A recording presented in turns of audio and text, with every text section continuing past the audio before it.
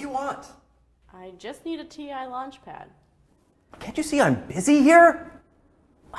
Don't be held hostage by the board order. Go to Digi-Key.com to find thousands of boards in stock, all ready for immediate shipment. Hey everyone, and welcome to our 11th episode for November of Make Live. This is the project where we build projects straight from the pages of Make Magazine, although this one is not from the pages of Make Magazine. This project is so new, I actually just finished it about a week or two ago, so it hasn't had a chance to make it into the magazine yet. But my name is Tyler Weingartner. I'm the video producer here at Make Magazine. I am joined today by Hep. I'm the photo editor of Make. And so we're going to build this project. It's actually something that I've been wanting to build for a really long time. One of the first projects I ever built with Arduino was this panning head for capturing time lapses. I've always loved capturing time lapses, but after doing a few of them, I realized they're kind of boring if the camera isn't moving. So this is something that you can put a camera on it, dial in how long of a time lapse you want to capture, and it will rotate the camera from one point to another, taking a very, very long time to do so. And I did that, and then I realized, well, that's cool, but moving the camera would be even better. And many years later, and I finally built it, and I'm super excited, and I'm super excited to be building it live for you guys here today. First off, I want to thank Digi-Key for making this series possible. They are partnering with us to bring you this series. If you're not familiar who Digi-Key are, they are a distributor of electronic components, just like the components going into this project here today. In fact, if you look down in the description for this video, you can find a link that'll take you straight to a shopping cart where you can just go ahead and buy everything that you need to build this project. But they're a wonderful distributor. They ship fast. They're based here in the US, and they're wonderful partners working with us to make this series possible. So we're really, really excited to be working with them. So what is the project that we're building here today is this linear motion control slider. It uses a bunch of components from Adafruit. In fact, it's entirely built around their Feather platform, which is a platform that I discovered earlier this year and I absolutely love. And I'm trying to pull out some of the boards that are going into this here today. So what is the, take a look at our close-up camera here. There's a couple of different components here. That's the motor controller. And there's a few other components here that we need. The brains of this is this Adafruit Feather 32U4 basic proto board. Get it out of the packaging here. So this is basically your tiny microcontroller here. Basically similar to an Arduino, only this runs on 3.3 volts instead of 5 volts for its logic pins. All the brains are here, and it's so compact that they just have this extra space here for you to, if you need a tiny bit of prototyping space to solder components to, you have a couple of different options there. We're not going to be using too much of that today, although I am going to be making use of this ground rail. So that's the basic brains of it. And of course, any time you have questions about this project, about how it came together, go ahead and pop those questions into the chat below, and we will do our best to answer them. So this is the motor controller here. And this is kind of the second layer in the stack. Let's see if we can get a closer look here. I can get a closer look, but it is blurry.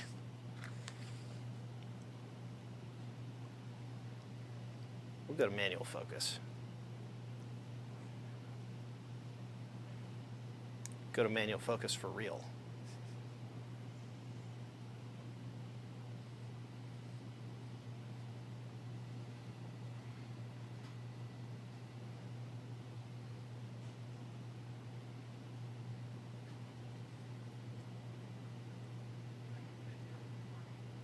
All right, so this is the motor shield. It allows you to control either DC motors or stepper motors. It basically has these two terminal blocks here, and allows you to control 2 steppers or 4 DC motors, and you also have this power terminal block here. and then we're going to be soldering some stacking headers onto this. And we're also going to be adding a couple of additional components. We have an end stop switch and just a separate button, because the next part of it, which is this OLED feather wing, and so this sets up our user interface for the controller.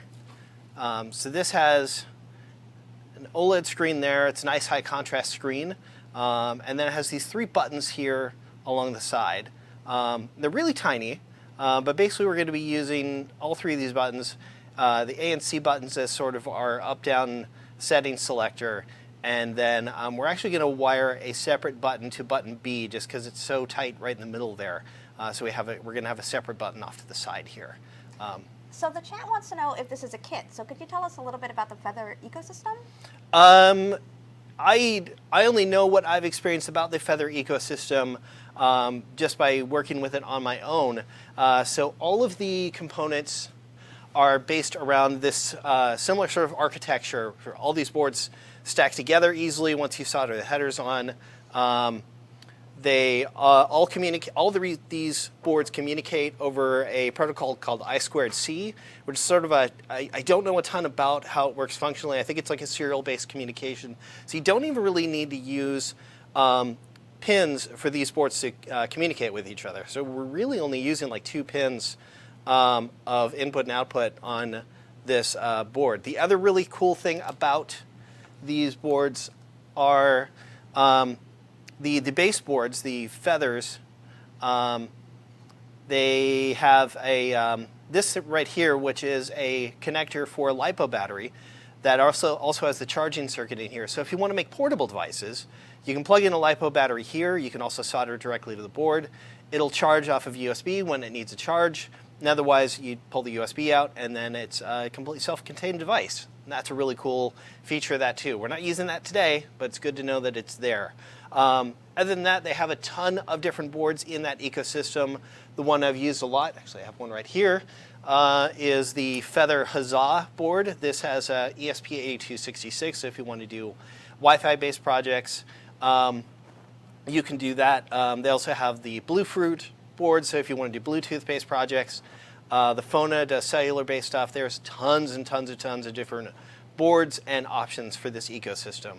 And it's cheap. Like this Featherwing, the OLED Featherwing is like $14. The motor controller is $20. This proto board is another $20. I mean, it does start to add up, but overall the overall ecosystem is pretty affordable. And it's easy to program for too. And it's great supporting maker communities because Adafruit is in our local community. Yep. And they manufacture out of Brooklyn, which is really cool. Yes, but without getting too far down the rabbit hole, we should probably start building. Duck over here because I need a breadboard to help keep everything stable while I solder on the header pins.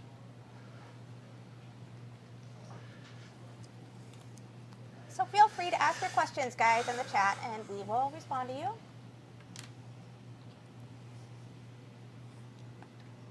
Looks like we have people from all over the world today. I thought I saw a question in there of what camera am I using. I'm not sure if you're asking what camera I'm using to show what I'm working on right here. This is a Panasonic GH3. Otherwise, once you're done building this, you can put any camera you want on there because take a look at the carriage here. The carriage I've already gone ahead and assembled. Zoom this out a little bit. So this is what actually carries your camera. And I have a 3/8 inch stud here. You could either do 1/4 or 3/8 and as the 2 regular standards for camera tripod mounts. I went with 3/8 just because most of the camera tripod heads that I use except that, of course, you can always adapt that to whatever size you want. Or you can modify the files and set it up for 1/4. This one took a little bit of time to assemble. You can see the 3/8 bolt just press fit into there. All of the components here are 3D printed, and just to kind of hold everything together. And then all these linear rails just connected here through a whole lot of these M4 bolts. So you'll need a bunch of those. And we've got the 3D printed files in the project. Yes, if you go to the link in the project page, you will find there's a couple different references there. One when I'm talking about the 3D printed parts, another where I'm talking about the code. There's a Git repo for this project. That's where you'll find all the 3D printed parts as well as the Arduino sketch. Okay. We probably should take the camera off manual focus. Maybe, yeah, I should probably do that so that then people can see what I'm doing.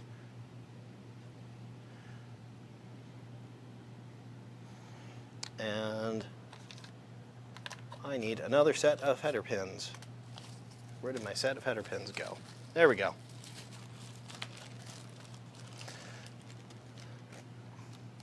So when you buy one of these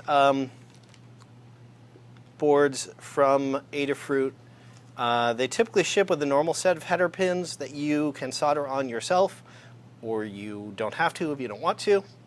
I did a project with them recently where I needed to get everything as compact as possible, so I just left the header pins off. So there is a question, does it pan also? It does not, but, and I haven't tried this yet, I can't see why if you also built my panning, my time-lapse panning setup, I don't see why you couldn't just stack them together to have them work together. I should probably try that. That sounds fun.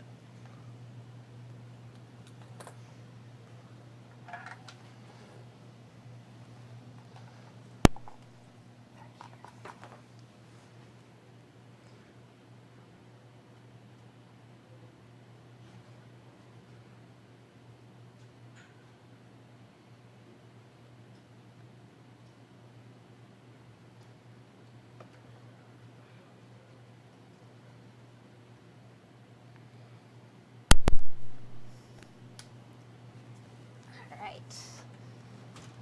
So we're soldering on the headers here.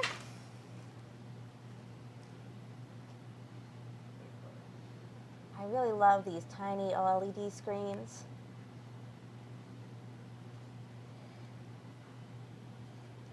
And I get to do my favorite part of working with any OLED screens, or any kind of screen in general, is I haven't even peeled the protective film off yet.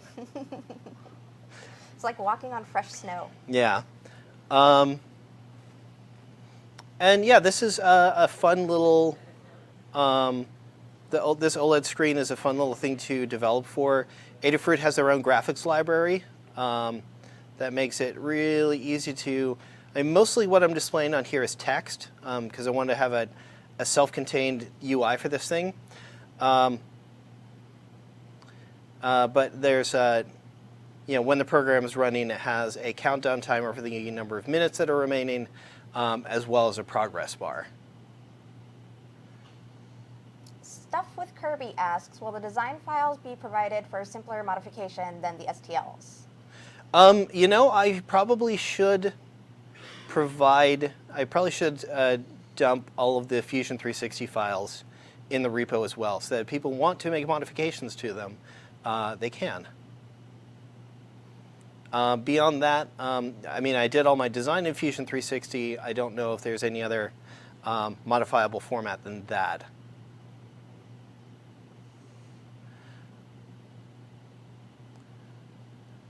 And although I will apply some caution to modifying the Fusion 360 files, because it's really just a Fusion 360 file.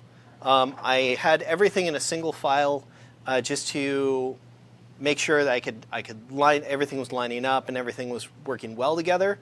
But what I realized, and maybe this is just I need to do better data management in Fusion 360.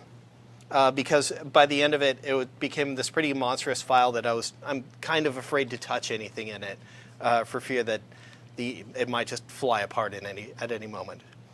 So there is that caveat to the opening up those project files, but I would be happy to upload them I will do that after we're done here today. All right, I need the header pins, or the jumper pins for the, there we go, thank you.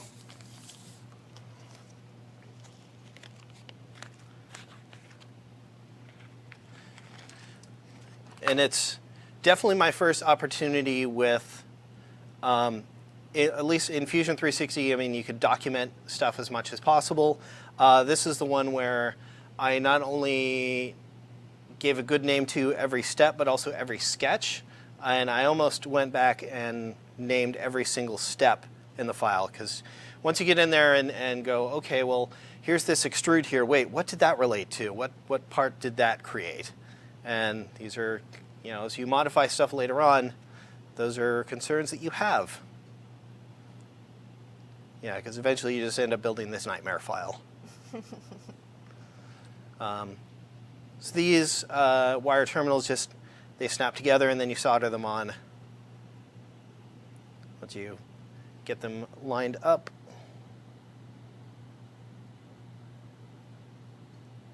That's not lined up. Oh, I see. They snap together on the sides. Yeah. Slide together, kind of. Novel. Yeah, they have these little, tiny little dovetails that like slide together. And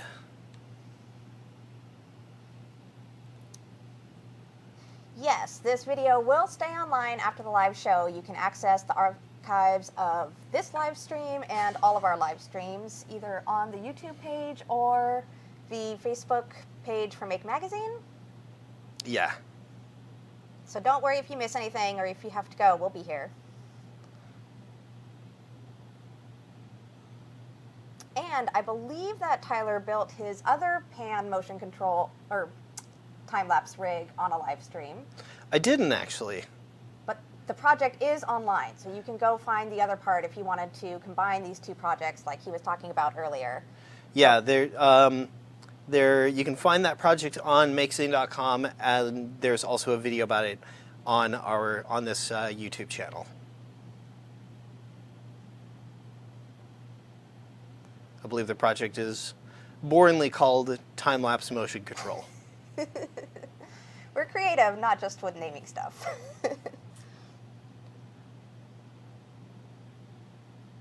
So this build, we're hoping it will be within about an hour and a half, I would think. We have built this before. Yeah. Tyler actually designed the build, so this one... It's my fault if it doesn't go well. What else was I going to say? I don't know. I need more solder.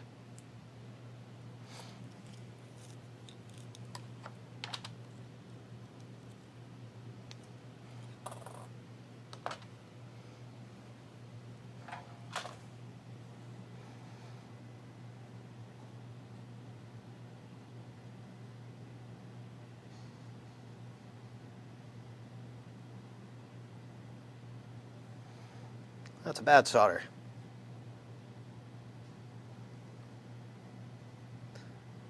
That's not a place where I can afford to have a bad solder because that's our power connection. So you do need to provide an additional 12 volts for this motor shield. There just isn't enough power coming through the Arduino to power some of the motors that this thing can control. In this case, we're using it is this guy right here. Back this camera off a little bit. Just I think it's a 350 milliamp, 12 volt stepper motor, and Adafruit sells this as well. Now, as I'm continuing to solder stuff on here, this project didn't actually end up quite the way I would have liked it to, if I'm honest. I was envisioning that this would be something you can use not only for capturing time lapses, but also for real-time camera use. That it would traverse the span in at least under a minute, and then it could do things like either go out and come back, or or just continually cycle back and forth. And what I found was that the drive system or the motors, I'm not sure which, is just a little bit too loud. And you'll hear it when we get this thing up and running. So a little bit too loud for real-time use, particularly any time that you're going to be using, like if you want to set it up for an interview as just kind of a static or a dynamic B camera for an interview. It wouldn't be very useful for that because it's just too loud. So I ended up just committing it to. I have a set of helping hands over there. There is not, but I can get you one. So I ended up just committing it to being a time-lapse only thing.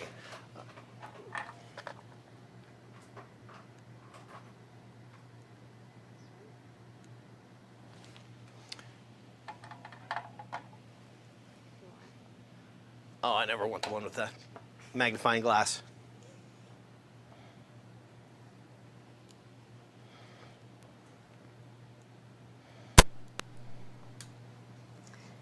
Me either. I know some people find the magnifying glass very useful, but I can just never get it to stay in the right position. To me, it's just another part to try and get positioned.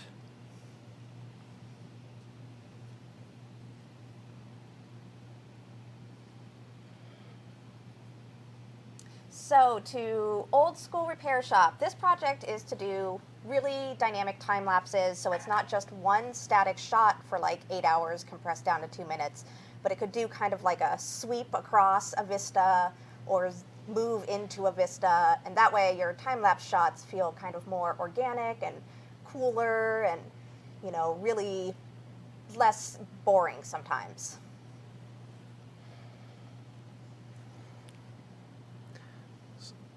Stuff with Kirby asks, have you thought of using the TMC Silent Step Stick stepper drives from Digi-Key? No, because this is the first time I've ever heard of them. Yeah, he says he's going to order one and see if it's quieter. So if you do that, do report back to us. Yeah, this is my second time working with stepper motors. The first time being the first time-lapse panning setup, although that one the setup for it was so easy that I didn't really learn much, because that's using this popular 5-volt stepper motor. It's like B28Y something something.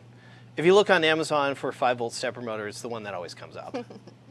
And it has 5 wires coming from it. You can just connect those to 4 Arduino pins and a 5-volt power supply, plug in a stepper library, and you have everything you need there to control it.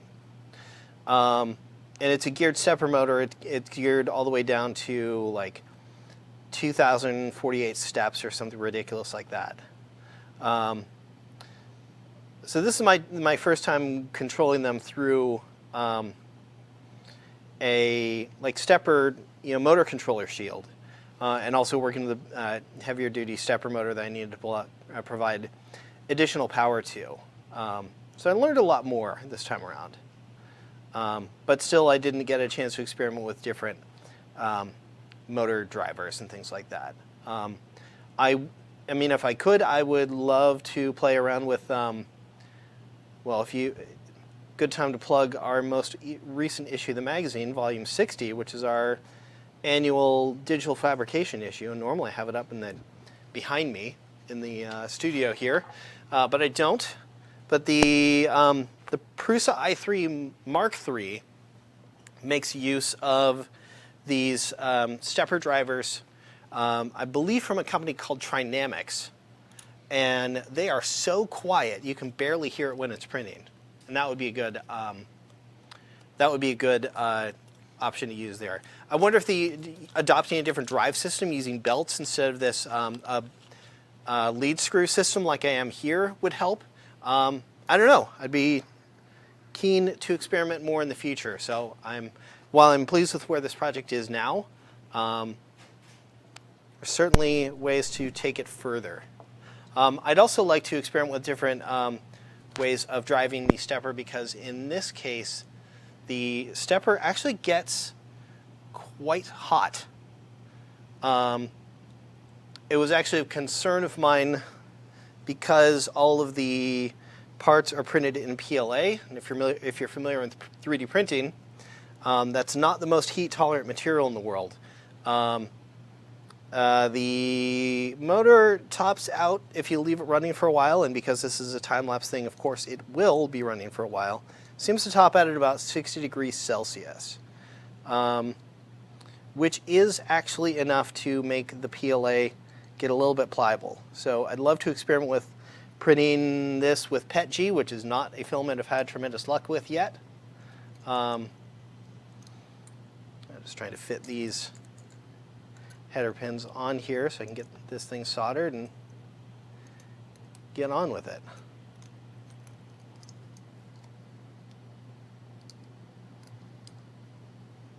There's one row on there. Beautiful. This is always my favorite puzzle. Trying to get it on the last of the headers. Yeah. All right. There's that, and then we can keep on soldering.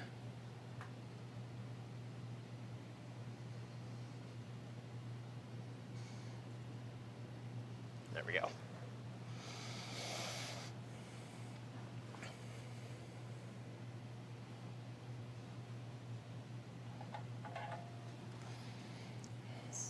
So Aiden Dibblebis asks, will we ever go back to quick tips and stuff like 2 years ago?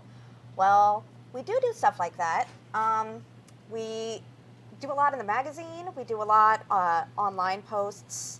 We're trying to do more content now geared around just quick posts with cool stuff for our audiences. But yeah, if you have any examples of stuff you liked, feel free to reach out to our editors. They will give us feedback, and we can definitely get some of that content out for you. And it's not video content, but our good friend and regular contributor, Gareth Branwin, does his roundup of shop tips that's a post every single Friday. That's one of my favorite posts on Make. I've learned so much good advice, and I know that Tyler experienced the bad part of shop tips, which is if you submit shop tips, that means you learn less at the end of the week, because half of the content is stuff you submitted. Yeah, I always find stuff and then send it over to him, and then I get disappointed at the end of the week because I have one. I guess it's not that bad because I still learned it. I learned it before the post came out.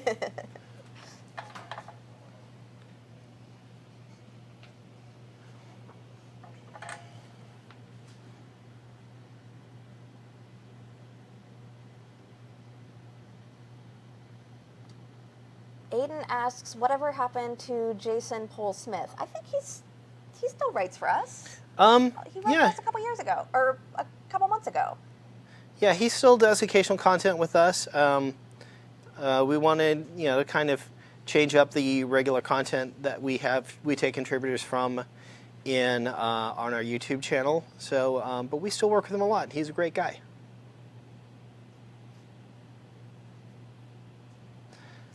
All right, and we are almost done with the boring part of the soldering.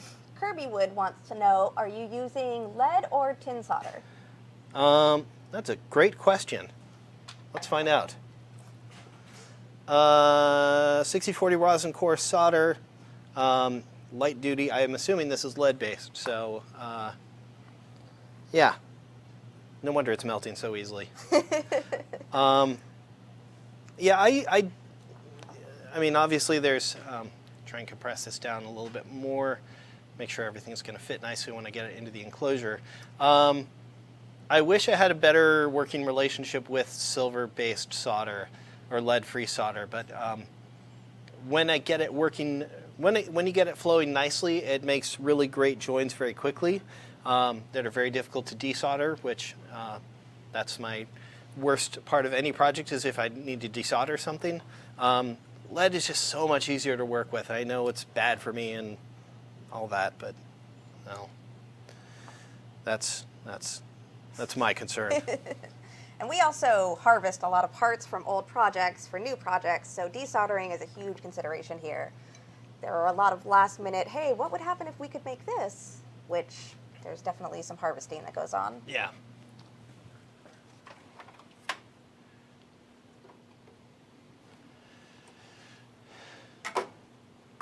Grabbing some cutters here to trim off, because I actually don't need, and in fact don't want, these protruding header pins. I just needed the female side of the stacking headers. Let's see if I can do this without Firing tiny little darts everywhere. Well, that'll definitely happen. Mostly if I can keep them from launching any of these into my eye. Probably good. Oh, I missed a solder connection.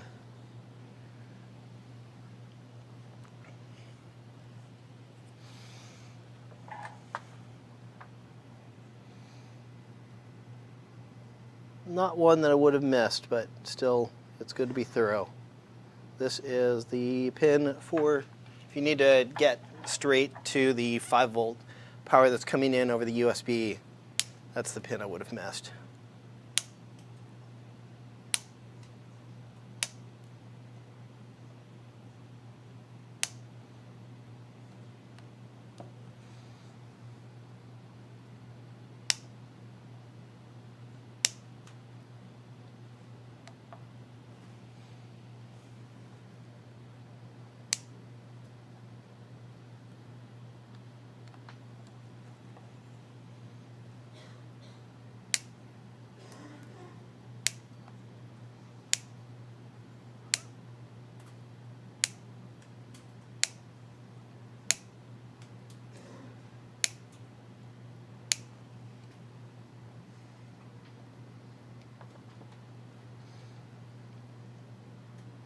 Any other questions folks have?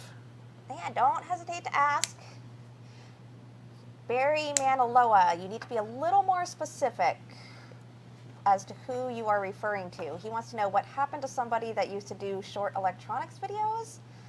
But I'm not sure who that would be. That could have been. That could have been just about anybody. Yeah, that could be anybody. Well, I mean, we could kind of go down the list a little bit. I mean, everybody always wants to know where Kip K is. Actually, I haven't seen that question too much in a while. But he's somebody who used to do videos with us. He does videos on his own channel now. I think his channel is just called Kip K. Obviously, other people that did electronic videos with us, Becky Stern. She does stuff on her own channel and also is working with Instructables. Who else? Who else did videos with us? Bree Pettis. He's the one who kind of started this YouTube channel a long time ago. He went on to do some other things. You may have heard of some of them. Made some company called MakerBot. I think he... Yeah, they did something. MakerBot Media. Yeah, and now he is with Bantam Tools, which is the company that you might know previously. They were previously called the Other Machine Company. They made a tiny CNC mill called the Other Mill. So he's now working with them. Matt Richardson did a bunch of electronics videos. He's now working with the Raspberry Pi Foundation. So, I mean, people come through here, they make cool electronics videos, and then they go on to do other cool stuff. And it looks like the chat answered their question for them. It's Colin Cunningham was who he was referring to. Oh, Colin! I spaced on Colin. You can catch up. He used to do a feature here called Colin's Lab. He now does that for Adafruit. Our good friends who we were just talking about. Yep. Yeah, Colin. Actually, I've never met Colin, but I assume from his videos that he's great. Stuff with Kirby said he was also in an episode of Mr. Robot lately. Oh, wow. That's awesome. Wait, the television show Mr. Robot? Yeah. That's crazy. I imagine they have some good people consulting for them. Yeah. Okay, now we need to do a little bit of wiring. I actually need to grab a couple of components here. What do I need? Wire strippers. I need those. These will do that. I need to grab an end stop switch. I already have So these were fun things to play with, and I've worked with them a little bit, but these are these switches. If you are familiar with 3D printing, these are a critical part of any 3D printer, and that's just these switches that when something crashes into them, like the print head of a printer, then it closes a circuit, and that's how the machine tends to know like where this is a key part of its homing cycle. So things like 3D printers and this device here, for as smart as the brain is, it actually has no idea where the machine tool head is. So the first thing it does is, and the first thing that this printer or this slider does, is it brings the carriage all the way against this, closes the circuit, so now the machine knows where it is in space, and then it can from there extrapolate. Okay, now I know we're here. I know I can move it this far away from there before it reaches the other end stop, and that's how it knows where it is. It's similar to a thing, a scheme in navigation referred to as dead reckoning, which is I know where I started, I know how far I've gone, so I sort of know where I am. It's not the best form of navigation. It works fine here, unless somehow the machine has lost some steps, and then in which case it'll then not actually know that it has missed those steps. If you're familiar with like CNC or 3D printing, that's where you can get machine crashes from. But overall, it works pretty well. Okay, so I need to do some wiring connections for this and for our push button. Kirby wanted to know, is the switches NO or NC for this? That is a question about whether it's, oh, it was already there. Normally closed or normally open. We want to connect the normally open side of the circuit. Yes, because the normally closed side of the circuit would already be making a connection that would then get broken when we close the switch. But we want to the connection to be open until the end stop is hit, and then it closes the circuit. So if I'm remembering correctly, that is the normally open side of the circuit. Normal in this case referring to what behavior the switch is exhibiting when it is static and not being interacted with. Not engaged. Yeah, that's the word I was looking for.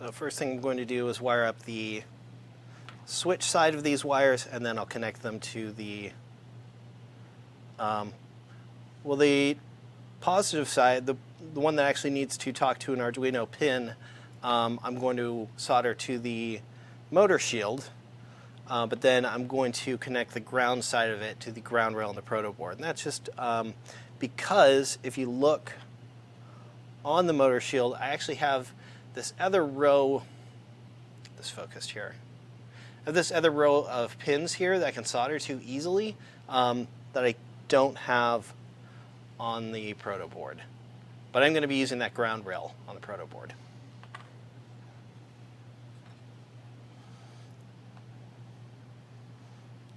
Which means that assembling this thing ends up being a little bit of a nightmare, but ooh, that's the thing I need to do, is I should actually pull up this project so I can check my wiring. And Christopher Littles on Facebook said that he's always called them limit switches. That's another good name for them. I believe that might actually be their proper name. I tend to call them end stop switches because that's where I always see them used.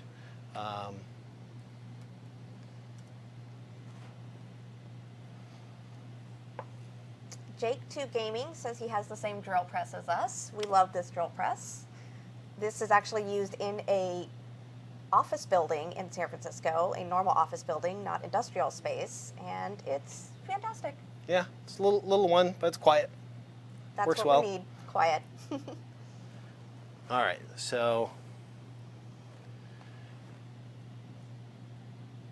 now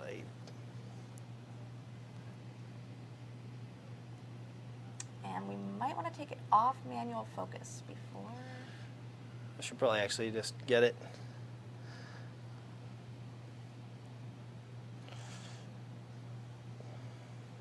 Oh wait, I was going to be soldering the end stop, or the limit switch first.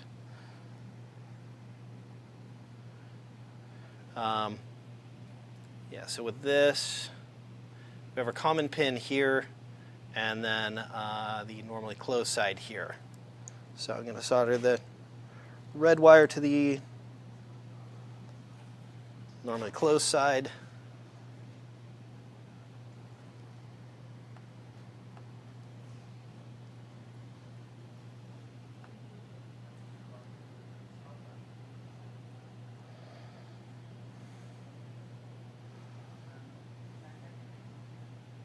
And you can see here that Tyler has mastered the helping hands far better than I ever have. Are you guys done?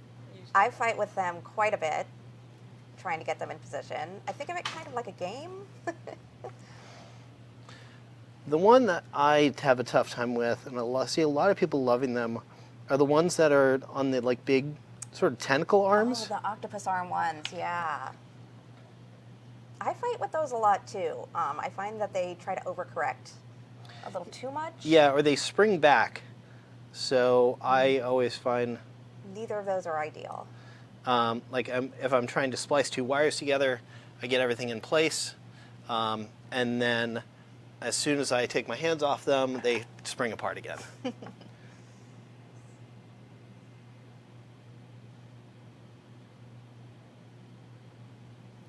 Rich Kettleson wants to know how often we live stream. We do these live streams about once a month. It's actually been a little while since we've done one of these, and that's because the one we did in October that I did from Maker Faire Denver at the Autonomous Vehicle Competition was pretty early on in the month, and I needed a little bit of time to get all the documentation together for this. This live stream was originally, going to be happening on November the 16th, but ended up getting pushed back today to have a little bit more time for me to document it properly. And you can find the old live streams on our YouTube page or the Make Magazine Facebook page under videos. And you can see all the builds that we've built before, and then join us next month for another build. Yeah, it's a nice thing about doing this one late is that the next one is not going to be too far away.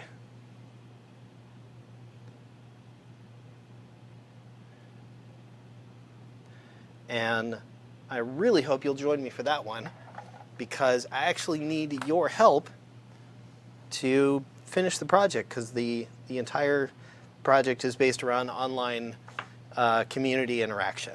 So The more people, the better, because the project will need all of your help. all right, so that is soldered together. I'm going to go ahead and just put a twist into this wire, just to keep things nice and tidy once we have everything assembled.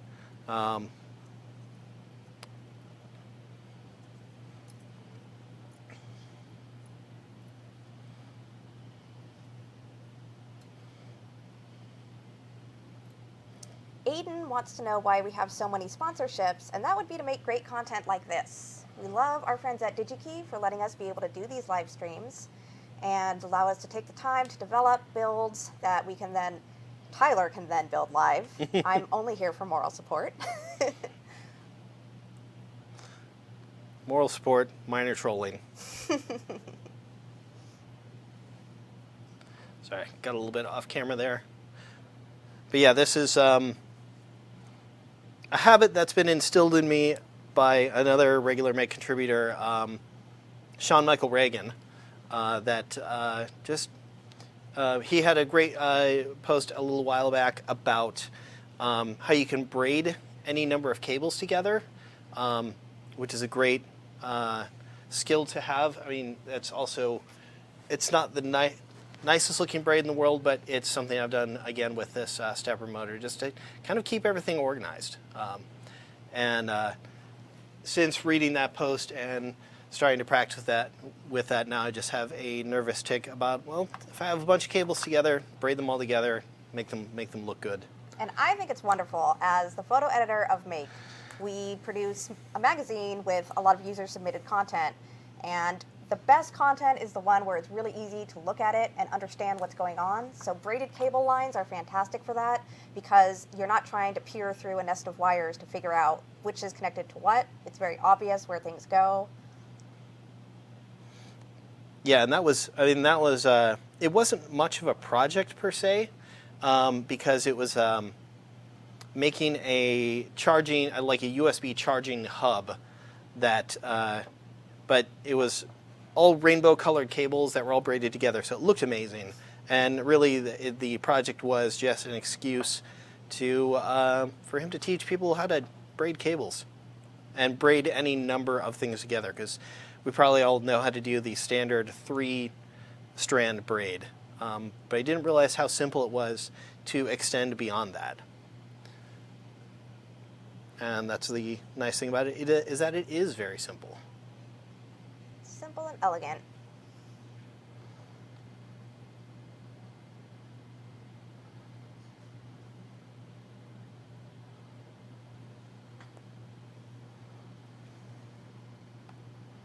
So now we are preparing to solder to... This is soldering the end stop switch, the limit switch, onto the motor shield. Maybe a little bit lazy here. Normally you would go around and solder in from the top, but I'm just going to go and work from the bottom here. And E36UK wanted to know again which kind of stepper motor we're using. It is a NEMA 17, which that just refers to the size, the form factor of the motor. 350 milliamp, 12 volt stepper motor. If you look for this motor shield on Adafruit.com, you will see that very same stepper motor listed in the listing. Of course, if you also go to the project page here, you will also see a link to Digi-Key's shopping cart, where you will find all the parts, including that very same stepper motor. And then we've already done the hard work of hunting down the parts for you. You can just get to building. Yep.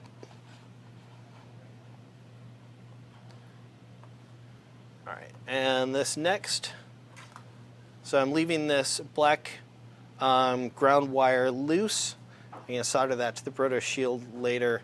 Now I'm going to be doing the soldering connections for the push button. What do we think? I've got a black and a red push button. What should we do? Let's see. I like red push buttons personally. I feel very vindicated when I get to press the red button. This isn't, I'll admit, this is not the most satisfying button to press. It's just a momentary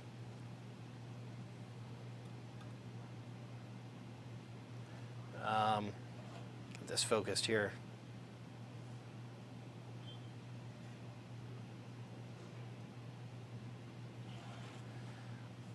We'll go to where the focus is instead of let the focus come to us.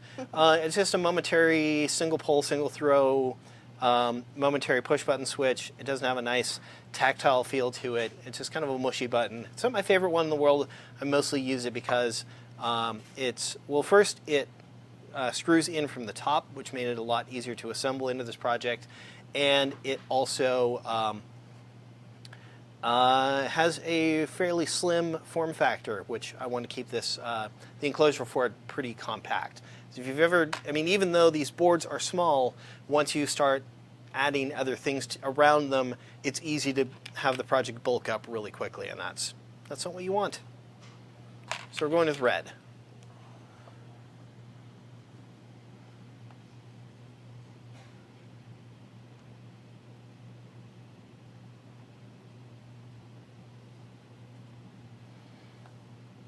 All right, come on, focus.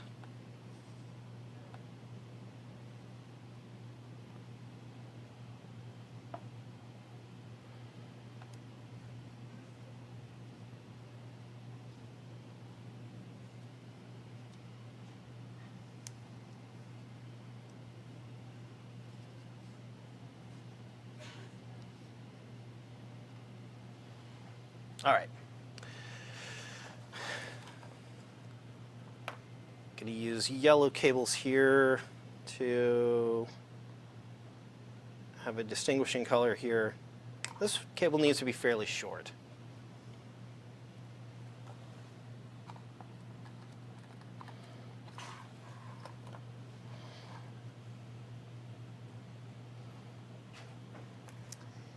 E36UK said that he was building a slider recently too, and he was trying the NEMA 17 as well. However, it's too loud and vibrating a lot while spinning. He tried to use the TMC 21000, but it overheated.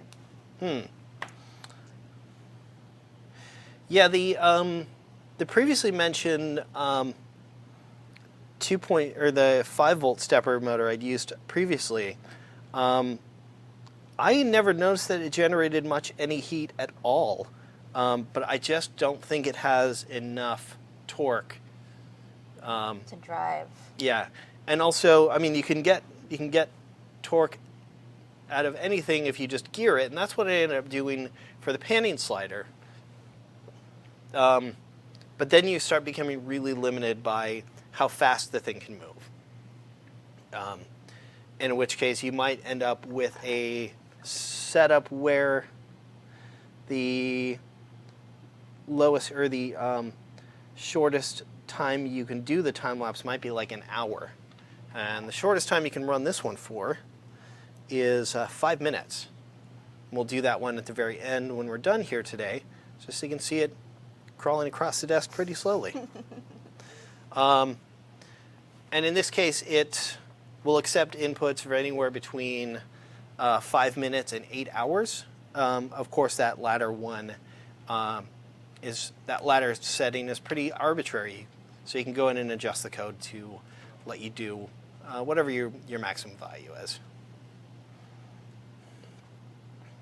And just to answer your question, E36UK, about whether we're planning to use a silent motor driver, we are using the NEMA 17 as we previously talked about, and that's why this is a time lapse for no voice rig. That way we don't have to worry about the sound because we're going to put some music or something over it anyway. In the future, I think we want to experiment with some other stepper motors and try and see if we can cut that noise down a bit or dampen it somehow. Yeah, some kind of bushings between the motor and how it engages into the 3D printed part to dampen that sound down, or use different stepper drivers. In fact, I was about halfway through talking about it. I did finish talking about it. The new Prusa i3 Mark III, which has these really, really, really silent stepper motor drivers. If you've been around 3D printers before, you know that, well, they make anywhere between a tiny or a noticeable amount to a awful robotic racket.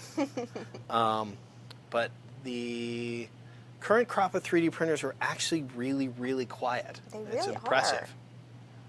Yeah, I wanted to make an album for a while called Sounds of Digital Fabrication, and they're kind of taking away some of my sound samples I was planning. But luckily, the CNCs still keep those around, so Yeah. my industrial song will still survive. Butterlover62 wanted to know what the final project cost was. Let's see. I'm going to do a little bit of math in my head as I'm looking at which pin I want to connect. That's right. That's 3 holes over, or 4 holes over, rather. 4 holes over. Yay. The boards themselves will cost you around like a little under $60 total. I think there's another $20 worth of motor, $15, $20 of motor, so $70, $80. If you, for some reason, don't have any filament for your printer, you should be able to print it all within a single roll. And otherwise, and there's also the hardware that I used to assemble it. And I actually found that as a kit on Amazon that contained the rails, the linear bearings, my computer up there. Take a look at this stuff here. There is it comes with all of this stuff: the rails, the lead screw, the linear bearings, and the lead screw nut that you see here on the carriage, and also all of the mounting blocks for all of this stuff. And that ended up being like $40, which I was actually really surprised by. It's kind of like a CNC single axis hobby kit. And also, now that this project is done, I'm interested in, I have a small... Switch cameras back. Oh, yes. The small X-Carve at home, and it uses, so it's a 500 millimeter rail system that uses belts. And because I like to do stuff in metal on it, I'm always concerned about rigidity and slack and moving parts. So I would very much like to experiment with adapting those to use lead screws or ball screws instead of the belts. Whoops. Oh, just my screen went to sleep. I was worried that the screen on your end went black.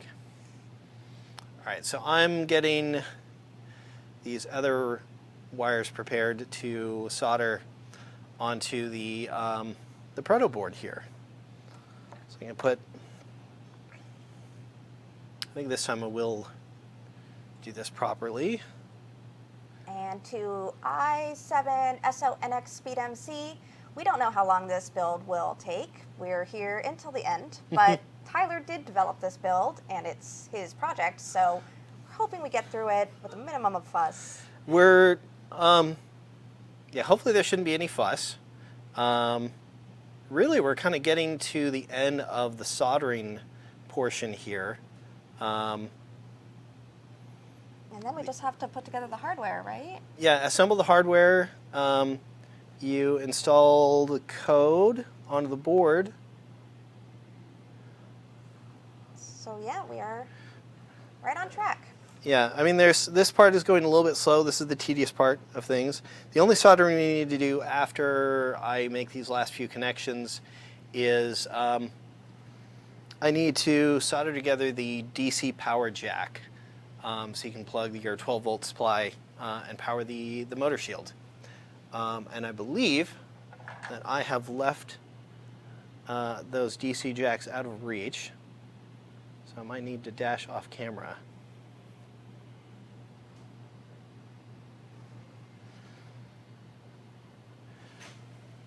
Or happy if you wanted to do that. It's on my desk, or actually the intern's desk, a white plastic bag, I think labeled UX Cell.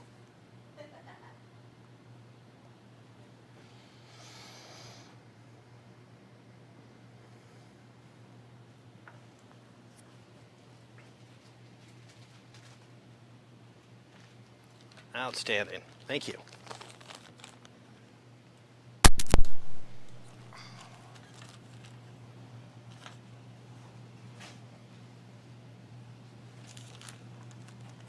And do feel free to ask your questions in the comments or in the chat, depending on whether you're watching on YouTube or Facebook Live.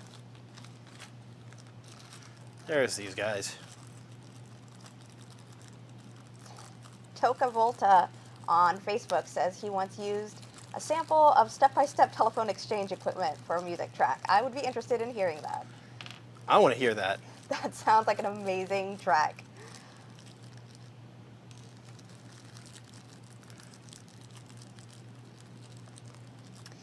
E36UK said that he switched from the vibrating NEMA 17 to 28 BYJ 48 with ULN 2003A drivers. Yeah, that's the one I used previously, and the Alphabet Soup product name I couldn't remember earlier. And he said it works really well for his Sony RX100, but it won't work for a DSLR. Is that for a linear slider like this one? Yeah, I would imagine that the DSLR, the extra weight, is the problem. But these days, those mirrorless cameras, I want to let everybody know that you can go mirrorless, therefore lighter, with very little sacrifice in quality for most things. I'm having, sorry, I was looking over this DC jack off camera, And it's been a little while since I've soldered one of these things up, and I want to make sure that I'm wiring them up correctly. So I'm going to get a multimeter handy and just verify for myself.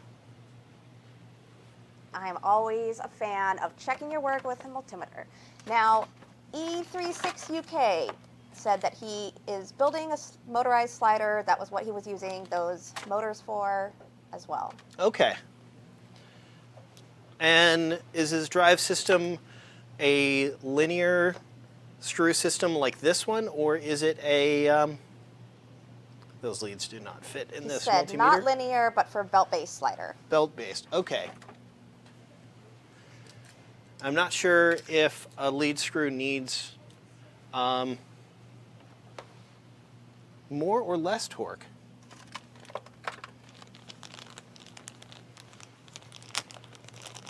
George A. wants to know if the slider also triggers the camera. No, the slider does not trigger the camera. I find that most cameras have their own internal time-lapse system these days.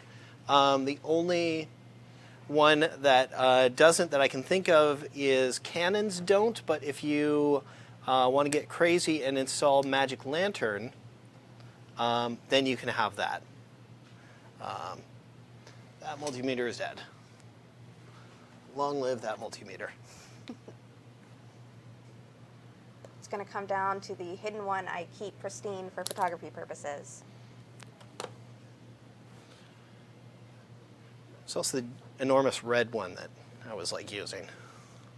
Stuff with Kirby said that Adafruit has a good belt slider with Bluetooth. They're working on a redesign, though, to make some improvements. Is this like a project kit that they assembled? I would love to. I mean, I'm kind of glad I didn't see that going into this, just so I could kind of have my own ideas of how this thing should go together. But it's always good to see other people's work and see how they solved the same sort of problems. And feel free to send us links. I think you can post links in the chat. That might be suppressed. That might be suppressed, but you can also tweet them to us or send them to us in a Facebook message. We really depend on the community to surface great stuff for us because it can be hard to have, with a small staff, eyes on every maker project everywhere. So if you find something you love, send us a tip. We might end up asking you to give us your thoughts about it. All right. You want to switch back to the... I should probably do that. All right, so...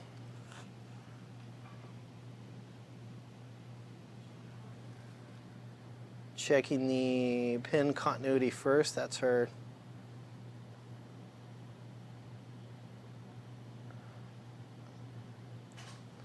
All right, so that's our red wire. And Gurko Mulder wants to know if anybody could build this or if you need experience for this project. You need... It's a pretty easy solder project. I would feel pretty confident saying if you watch a couple soldering tutorials, you could do this project. Yeah, I don't think it's tremendously advanced. It will be a bunch of time on a 3D printer to get everything printed up. All right. So now that I've verified all that, thank you, Mr. Multimeter. The code is already ready to go. There is only one tiny adjustment you need to make in the code, and I like to think I actually did a decent job of documenting it. I'm habitually a pretty bad code commenter. But in this case, it's just a little bit of fine-tuning of the sketch, so that, you know, depending on how you assemble it, you might end up with a slightly longer, slightly shorter set of travel space for the slider. And so one of the last steps you do is measure the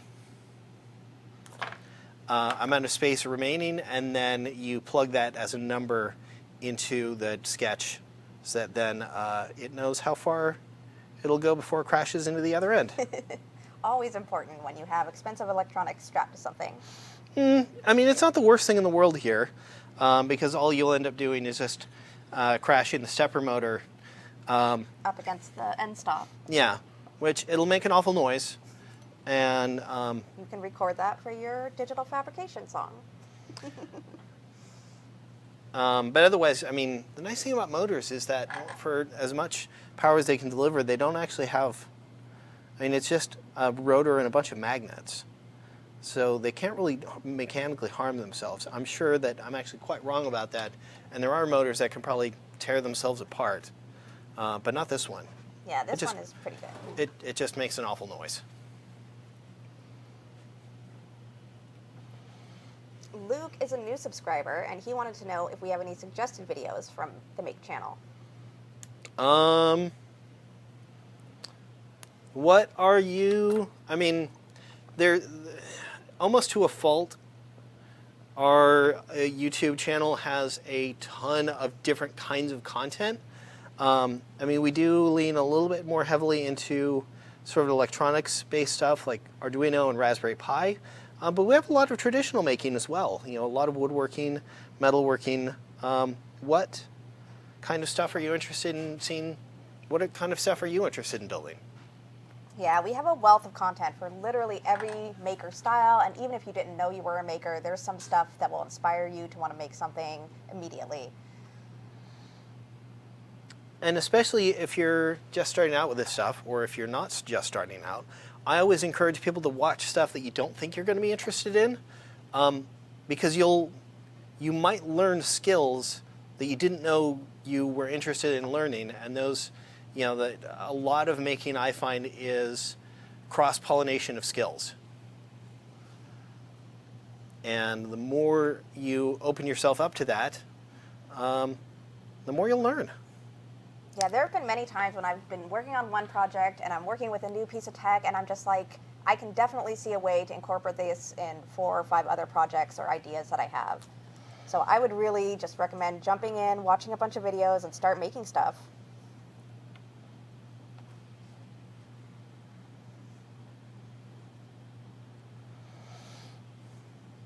Yeah, I mean, just a little earlier today, if you're familiar with his YouTube channel, Make Something, David Picciuto was posting something about, he is traditionally a woodworker, but he wants to make a snare drum that lights up when you hit it, or you know, has LEDs that, you know, the LEDs might change colors or get brighter or something like that. He doesn't know exactly how he wants it to work just yet, and that's fine, because that's the perfect sort of thing that you can figure out later on. And I started thinking about this problem, like, how would you do that? The easy one would be a microphone. You just have a microphone on an Arduino, and then when you hit the drum, it lights up. And I thought, well, maybe that would actually be terrible. Because if you hit anything near it, if you make any noise near it, it's going to light up. It's going to be lighting up a lot more than you want. And then I was watching a video about like a Arduino-based weather sensor, and it had a barometric pressure sensor. I'm like, okay, well, if you can either measure air pressure, you can put an air pressure sensor inside the drum, and when you hit it, it's going to compress the air, and that could work. I didn't know about that sensor until I looked it up. So that's points for cross-pollination of skills. It's actually time to start building stuff. And so there's a bunch of different parts that come together for this. This is probably the most complicated part. I call this the drive plate. So this is where we house the motor. This is where the microcontroller goes. This is where the Arduino goes, in case anybody was wondering where the Arduino goes. And that's a long-standing joke. This is where we mount the end stop switch and all of the attachments for the rods and everything. I've already press fit a 1/4-20 nut into this, and that just, you know, gives us a place to attach this to a tripod or a tripod plate or something like that. So you can, just screw something like this in, and then you can attach this to a tripod. Or you can just leave it sitting flat on a table. And maybe later down the road I might design some legs for this so you can raise it up a little bit and get a little bit of adjustment for it. But this is how it works right now. And the first thing we're going to do is we're going to attach the proto board to the base here. And we'll do that with a couple of M2.5 screws. And don't worry if your local hardware store doesn't have much stock of metric hardware, because McMaster Car is an awesome resource for getting parts for projects like this. And honestly, I would recommend it over going and digging around in hardware store drawers. I spend a lot of time sourcing materials for our lab builds, and it can be daunting sometimes going to 8 different hardware stores to find matching nuts and screws. So save time, go to McMaster Car, get everything you need, know what matches, and you can even make sure it's all the right colorway. If you want that flat black machine screw look, you can have it. Your goth screw dreams fulfilled. I will say, whoops, I accidentally ripped off one of the tabs here for mounting this. So maybe that could use a slightly better 3D part design. See if I can still get this threaded in here though. Now the tabs just act as guides, right? Well, Or also support? so it's clear filament, so it's hard to see. But they're the sort of mounting holes that the screw will thread into. And it also acts as a little bit of a riser. I see. So it is a structural part that I have just messed up. But hey, that's all part of the live build show. Now, one of the favorite parts of these live builds, one of the things we've come to appreciate, is watching problems get solved during a build. Because in the magazine and a lot of our videos, we get to edit out our mistakes or missed paths, or maybe we burned out 3 boards getting to this part of the project. And so watching us on this live stream solve these problems in real time can be a pretty educational experience in and of itself. I will say one thing that I definitely encountered in the build process for this, I mentioned earlier the Feather Huzzah board, which is the one with the ESP8266 Wi-Fi chip, is the one I started developing this for, and that was strictly because, not that I was ever going to use the Wi-Fi functionality for it. We just have a bunch of them around. But there are some unique quirks to that board, in particular, and for reasons I don't quite understand, that board crashes a lot. So the sketch, and we'll take a look at that later when we're ready to load it onto the board here. But that sketch includes a lot of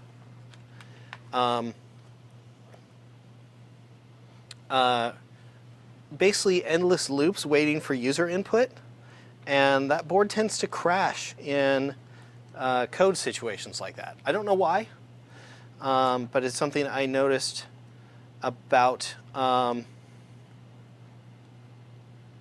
It was something I was noticing. I was wondering what the resolution of the problem was, and the resolution of the problem is use a different board. But while we're talking about Adafruit boards and support for them, I want to give a shout out, to Adafruit forums in general, and in particular to Adafruit support Bill, because I ran into at least 6, 7, 8 show-stopping problems when I was developing this project, and that person was, whether it was a weekend or a weeknight or whenever, was just there with an answer within a couple of hours. That's dedication. Yeah. So I'm comfortable saying I don't think this project would have been completed without his help. So thank you.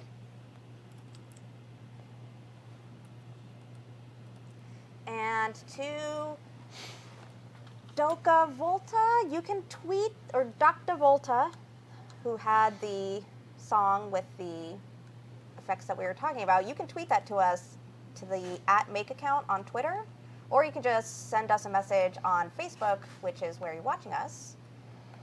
So I would be interested in hearing that. As would I.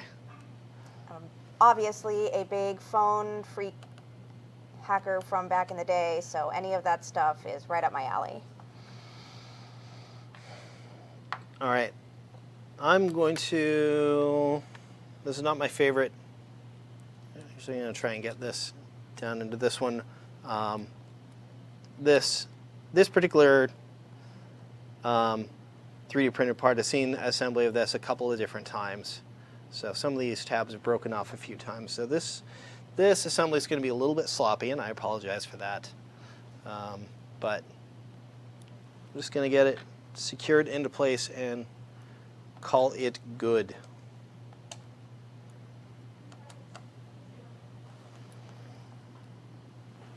Looks steady. Yeah, it's steady. It's not the prettiest thing in the world, but it's a live build. All right, so now we're going to stack the motor shield on top of the proto board. That slots in nice and snug like we practiced before. Snug that in nicely. What I should do is I should trim off the excess leads from my soldering here. So I didn't do that before.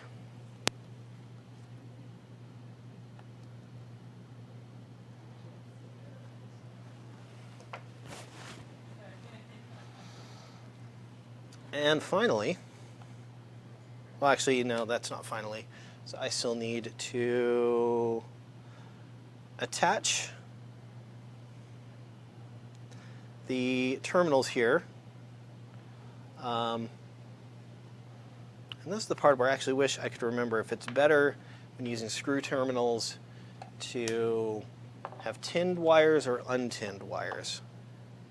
I'm going to tin these wires really quick. That's one way to find out.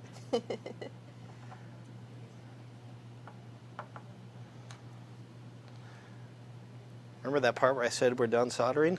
We're not done soldering.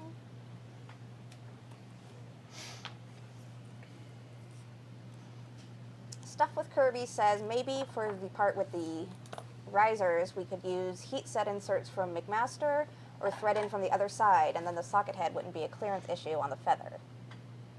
Those are all very good suggestions. I do love the heat set inserts. Yeah. I probably would have ended up using them here, but the ones that I have on hand in my workshop at home are M3 inserts, and these are all M2.5 screws, and I wasn't ready to commit to more sizes.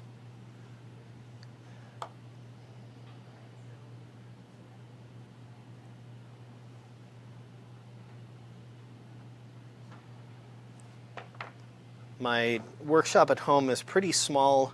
I don't have a ton of storage for tons of different components, so I try to commit myself to as few. Like I try to work in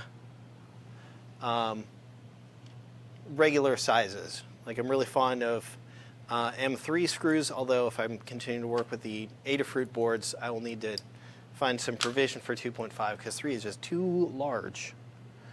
I use M5s a lot for a lot of different things.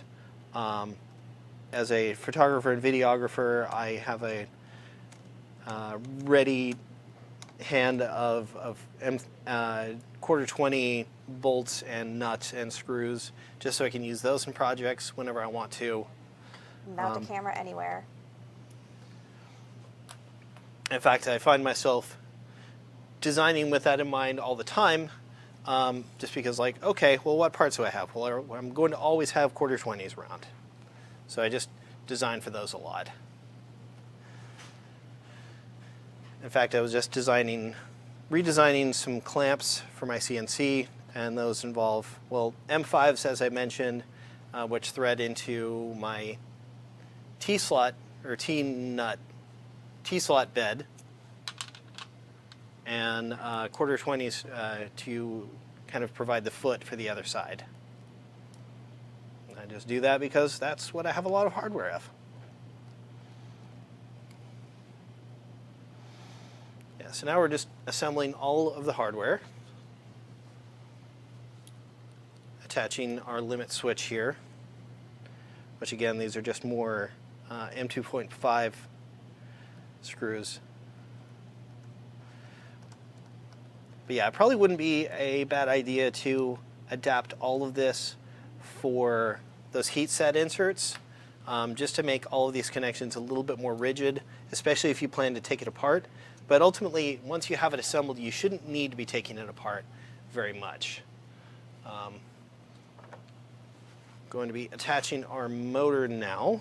It just goes through here, and it's a good way to turn this. People can see well. That looks good.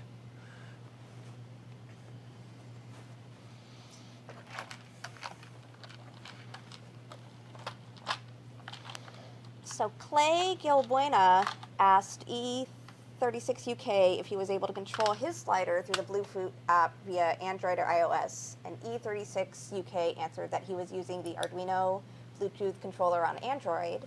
And I wanted to know if anybody else in the audience was using any apps to connect to their sliders. So I think that would be a very useful option.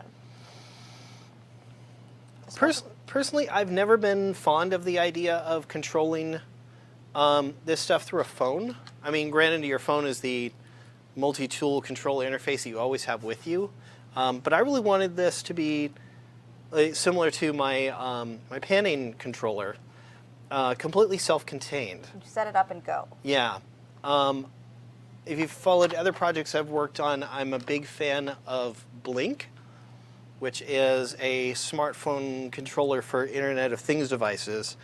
And it does have some provision for Bluetooth that I haven't played around with yet. Normally I'm working with it over Wi-Fi. That's obviously not going to work very well if you are going to be using this like out in nature somewhere, because then you'll need to bring your own Wi-Fi router, and nobody wants to do that. That's a whole nother project build. Yeah. Jonathan Taylor wants to know thoughts on liquid electrical tape. He's never used it and thought some of us might have tried it. I have never tried it. In fact, I'd never even heard of it I had not until another shout out to a maker friend of ours, Wes Swain of the Geeksmithing channel, and he made a Raspberry Pi arcade that he then encased in concrete, and he made a thwomp from the Super Mario games. That's right. And the video is great. Just to, I mean, if you want to see the process of failure and resilience, because I mean, he tried. I mean, his first couple of failures were just getting a good cast, because he started with 3D printing, made a mold, and then used the mold to cast the concrete. And then once he finally got one that he got a good cast, got the Raspberry Pi in there, the concrete actually shorted the Raspberry Pi. And then, who offered the suggestion? I believe it was Izzy Swan said, well, why don't you try liquid electrical tape? He's like, because I'd never heard of liquid electrical tape. That's why. That's the first time I've ever seen liquid electrical tape used. It worked beautifully for his project. I should try it because I am regularly on record for not liking electrical tape very much. It is the lowest of tapes. I agree. It doesn't tear well. It wants to stick to itself. It wants to stick to itself, except when you want it to stick to itself. Then it definitely does not want to have anything to do with itself. Yeah, you get it, you heat it up a little bit, and it just gets weird and goopy.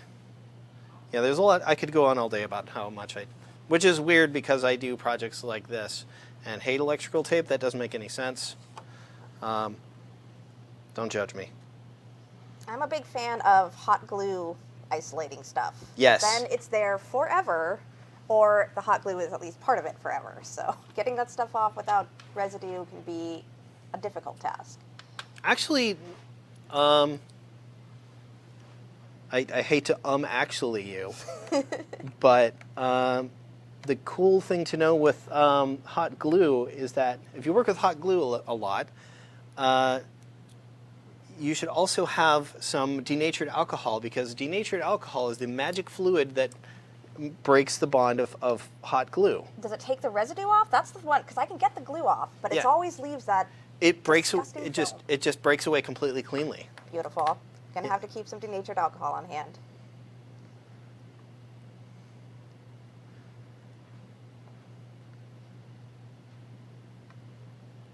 Yeah, it's just the Control Z of hot glue. It just makes it look like it never happened. E36UK said that the good thing about Bluetooth control is that he doesn't have to touch the slider to set the speed or start the stop motion, which can be important while he's shooting time lapses. True. Yeah, I did make sure to include like a tiny 5-second delay from when you take your hands off. So like the ideal setup here is that you get the time lapse going on your camera, and then you confirm the program in the slider. Then it waits 5 seconds or so you have time to get your hands clear of everything, and then let it go and run. Yeah, but that's definitely a nice thing to be able to keep your hands off of it. And yeah, the thing I was thinking was for this would be such a great thing for like a wedding. Just set the camera with the slider down on the main table while people walk around, and then make a nice moving time lapse of people visiting the couple, or all manner of party tricks you could use. All right, so got the stepper motor wired in there. Drop the OLED display on here.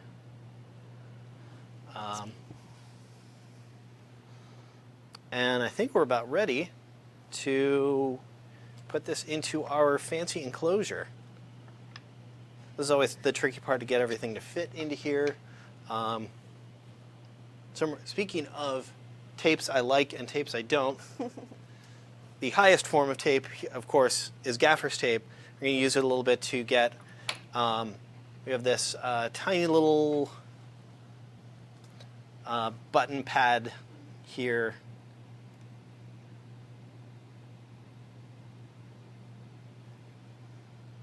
Now, I remember you telling me about printing this part. Well, it was just the most satisfying thing ever is printing stuff and having it fit right the first time.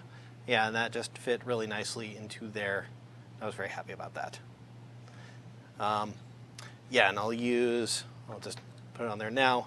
A little bit of gaff tape to keep that button pad in place while we assemble the rest of this stuff. Now, Stuff with Kirby said that his slider is working. So are you the one that tagged us on Instagram yesterday talking about your slider build that you were doing the evening before? And if this is the first one built in the wild, I would love to hear your thoughts about it. Unless you think it's garbage. I personally love this build. Anything that makes time lapses more dynamic, because I love time lapses. I find them hypnotic.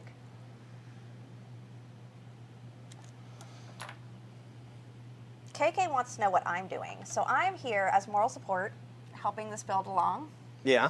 And I'm the photo editor of Make Magazine. So mostly I stand around Tyler, who is the video producer for Make, and tell him that he could be doing things better if he just took one picture instead of a video. So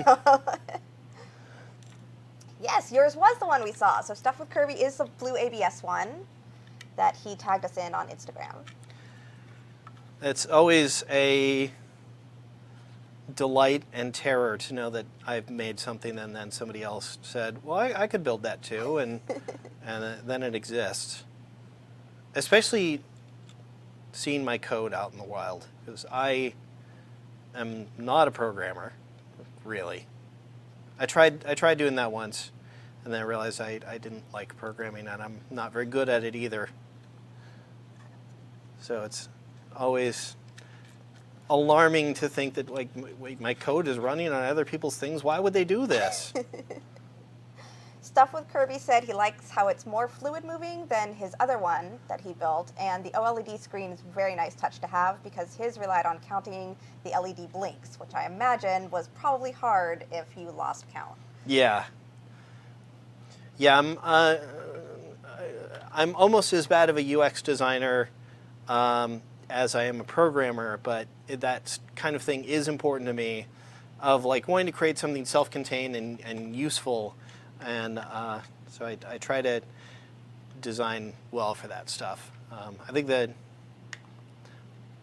well, there's a bit of new Arduino code that I got introduced to via this project, again by our friends at Adafruit, that I'll get into later, which is a new way of controlling your timing in a Arduino sketch. Most people are familiar with using delays, and it turns out delays are really slow and inaccurate. It actually reminds me that I need to go back into the code for the panning controller, because it uses a similar bit of code to this one, but it's actually probably not really that accurate as far as timing. Its internal clock is probably not very accurate, and it could be more accurate. All right, so now I've just got it. This is the fiddly part of this, of where I hope everything fits, lines up, cables are going where they're supposed to. And E36UK said that the case for the electronics looks just amazing. Well done, and he wants to know what software you use to create the model. Fusion 360. And I mentioned previously that it's probably the most complicated model I've built yet. And it's also almost to a point, or at least on my computer at home, where even making minor adjustments to things can sometimes make the model fly apart. There's probably some better data management you can do in Fusion to keep that from happening. But I don't know it yet because I'm almost completely self-taught in Fusion. They used to have a really good tutorial system. I don't know where they put it these days. It's still there. It's in the knowledge base now. We're big fans of Fusion 360 around here. If you go through the knowledge base, there's a video tutorial track that'll get you set up either from no knowledge of 3D modeling, or if you're moving over from SolidWorks, they have a SolidWorks specific track to get you up and running on the different platform. There's also a lot of YouTubers out there that do good Fusion 360 tutorials immediately coming to mind. I mean, I could just shout out YouTubers all day because it's one of the things I love to do. But John from NYCCNC does, I think he calls it Fusion Fridays. And that's just where he just does a tutorial there.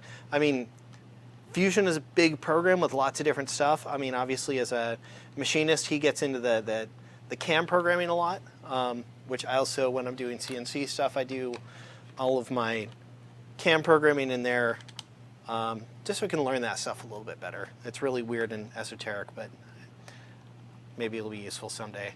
It's also nice just to have a huge amount of control over every part of your machining process.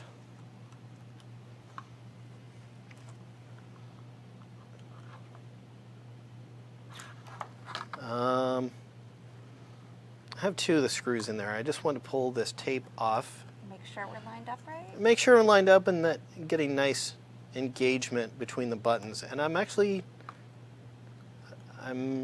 the up arrow feels good, but the down arrow does not.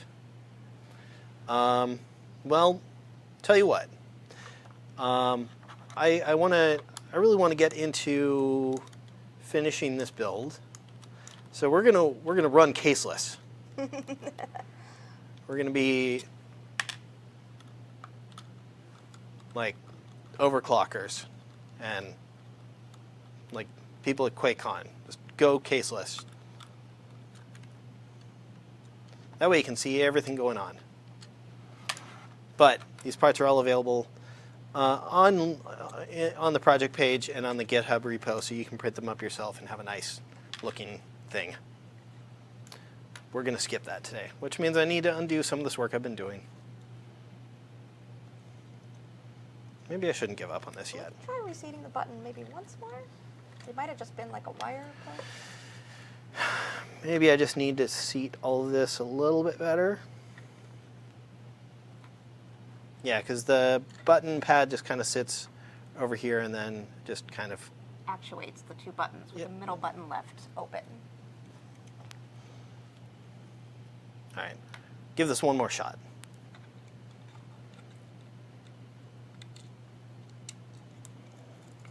Gabriel says Madia wants to know where we're streaming from, and the answer is San Francisco. The Make offices are located down along the waterfront, and we are here in the same vicinity as where Maker Faire Bay Area occurs. If you ever come to San Francisco and you do the Alcatraz tour, that basically, you get on the ferry basically across the street from our office. So if you do that, wave hi. And tag us and let us know you're nearby.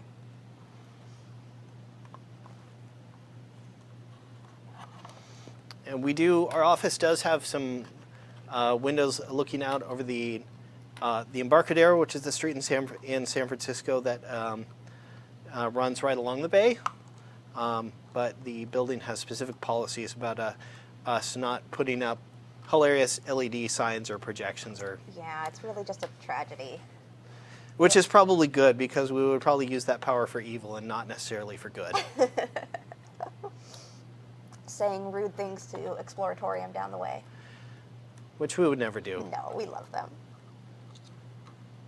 And, well, I was just talking about the Alcatraz tour. I've never actually done it, but I hear it's one of the best touristy things you can do. It is. It's super fun. I would recommend not going when the weather is bad if you can possibly help it, because it is very cold on that island.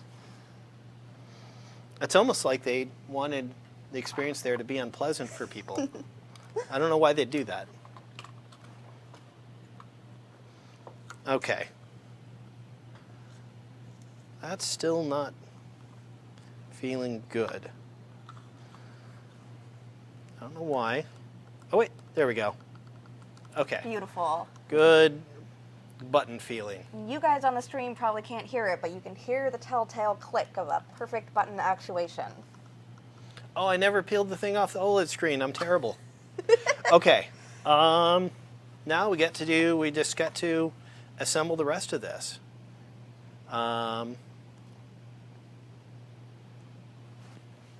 Next thing I like to add is, so here's the coupler for the lead screw shaft.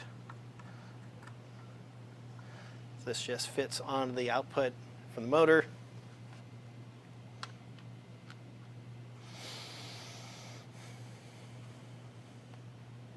I will say that when you are building this, maybe don't commit to putting the enclosure on, because I realize, like, well, I'm just hoping that I've assembled everything correctly.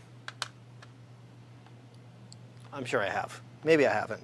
We'll find out.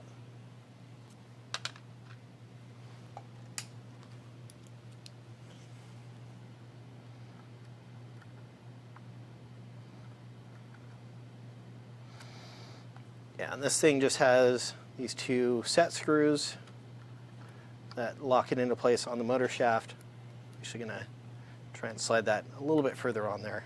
So Stuff with Kirby has modified your code, and he thinks he made it quieter. Oh. He changed line 102 from double to microstep, and then the same for line 92. And he says it's quieter now, and while it's running, and he can hear us talking better. Cool. That's good to know. So there's a couple of different ways you can move the steppers. And I understand, I think, 3 of them. Basically, when you're setting up your... Oh, actually, no, it's not when you're setting up the stepper, but rather when you are telling it to do a step. And you can have it do a single coil step, double, which is what I'm using here. And the reason I use double is so you get more torque, more holding torque for the motor. I also noticed that when using single, it was missing steps, and it stopped doing that with double. So you get more holding torque and you get more reliable movement. There's interleave, which is sort of a fuzzy half step between single and double, and then there's microstep, which I believe we get. It uses what's referred to as pulse width modulation to control the stepping. And you get a whole lot more steps, so you'll need to do some other code modification, because this stepper motor is 200 steps per rotation. And I think with microstep that quadruples that. So then you would have 800 steps per rotation.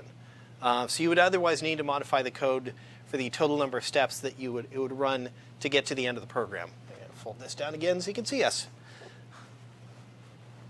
But that's exciting. I would love to hear more thoughts around that, and I kind of want to play around with that myself.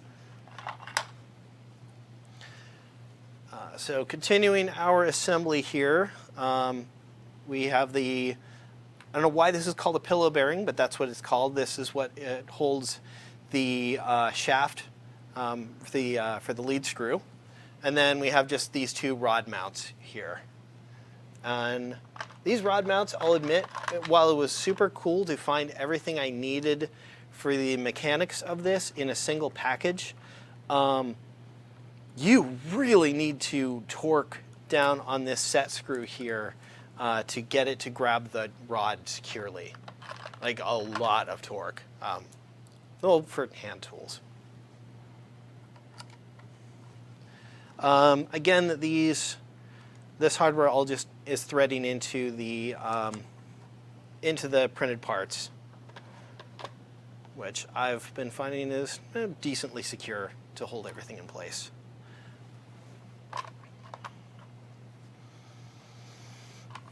And of course, to make your life easy when mounting these, to make sure that you have the set screw on this side, keep those to the outside so that it's easier to torque them in.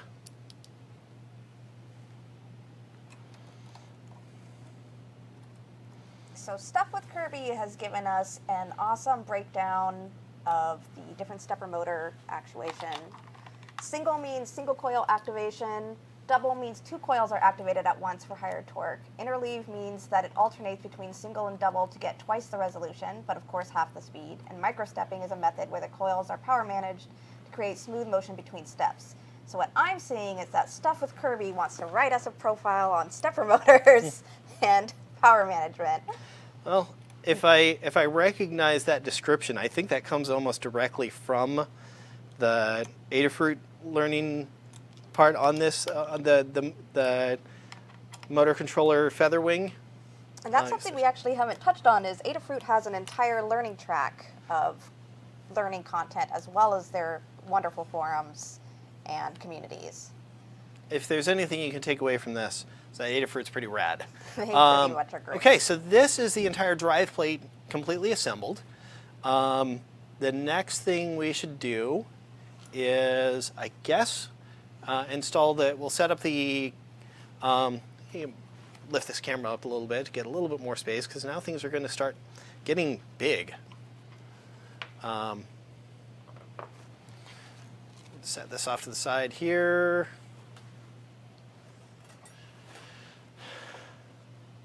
Start with our lead screw here, and we're going to just feed this into the lead screw nut. Just kind of thread it in there until it catches and starts moving smoothly on here. And this basically works by you rotate the rod, and then this nut stays static, so then it just moves along it. And that's basically how the motion is created. Perfect. We gotta thread this into here. Actually, no. I think the first thing I should do is get the rails in there as well.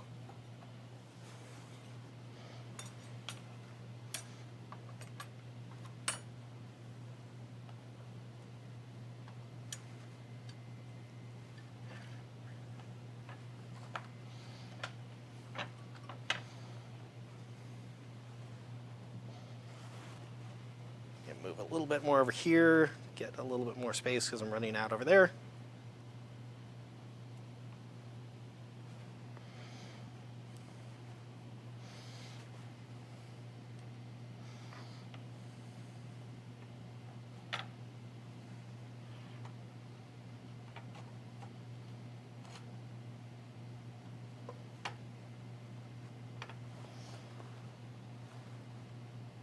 KK has a question that I'm not sure I understand. He made a 7-segment display, right, to count the goals of a small football stadium with an Arduino Uno R3 for each number, so it was expensive. He wanted to make it less expensive.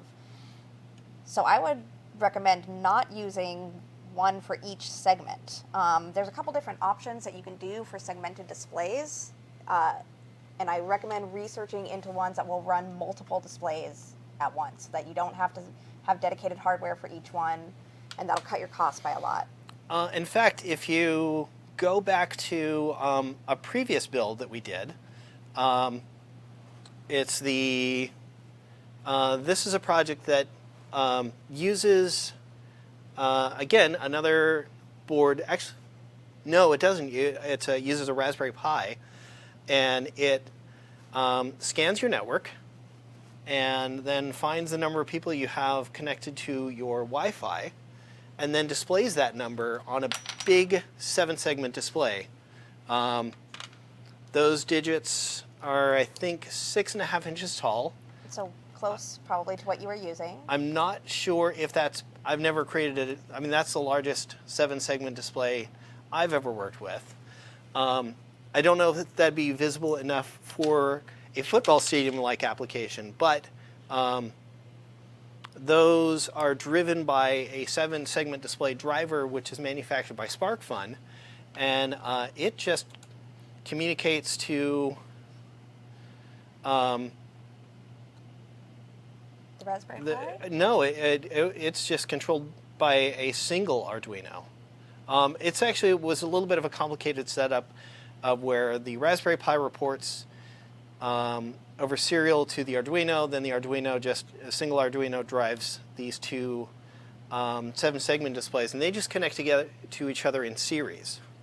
Oh, that's right. They were connected together in series, yeah. And I believe that was a SparkFun kit, right? It wasn't a kit, but it all SparkFun parts, the 7-segment displays as well as the driver. And it also used the SparkFun Red board, which is, well, it's their version of the Arduino Uno with a couple other bonus items thrown in. So there we have our carriage assembly. You can start seeing how the movement is generated as I turn the rod here. You see the carriage starting to move back and forth. Oh, I still need to secure these rods into place. I should do that before I forget.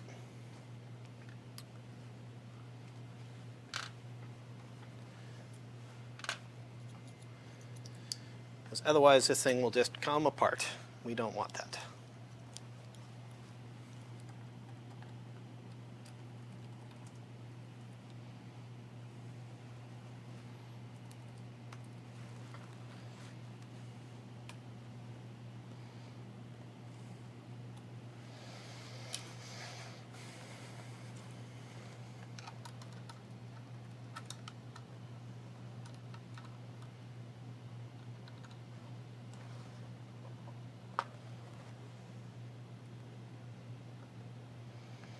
All right, those are torqued in now. And now we just need to install the mounting block and the pillow bearings onto our, never came up with a good name for this. Is it driven plate, slave plate? It basically just holds up the other end. And as you see, it also has another 1/4-20 nut that's press fit into it, so you can attach the other end to a tripod as well.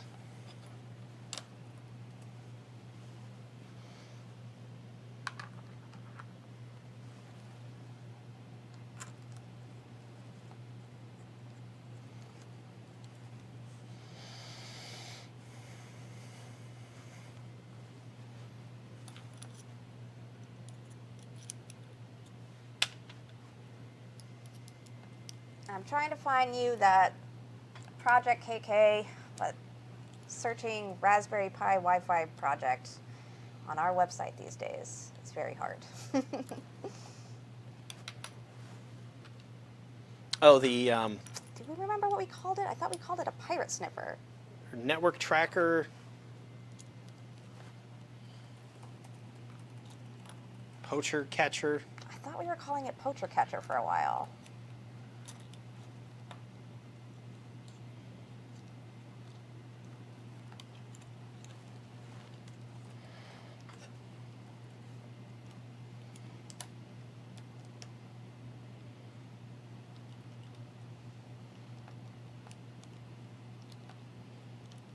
I'm going to have to get you that link later, unfortunately.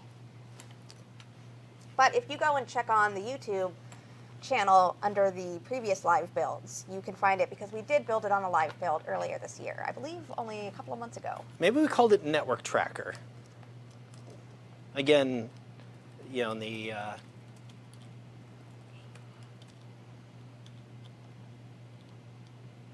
wait, go back up there. Go back up to the top link. I tried looking. That was the internet dropout one. Yeah, but that was authored by our friend Alistair, who also authored. Is the same author. I didn't even think about So that. then you can go to his author profile, and then it'll probably be, hopefully not too hard to find. Although Al has written a ton of stuff for us.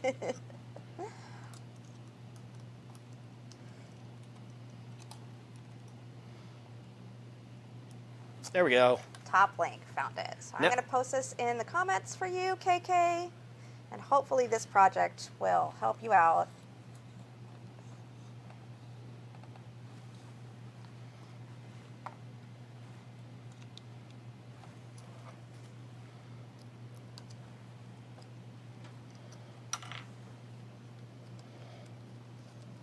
Stuff with Kirby also said white lithium grease on the threaded rod helps the sound.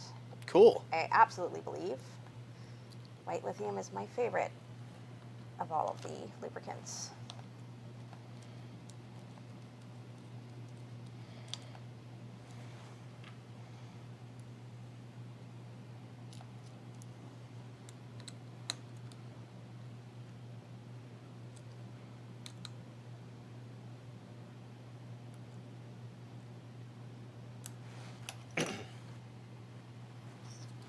All right.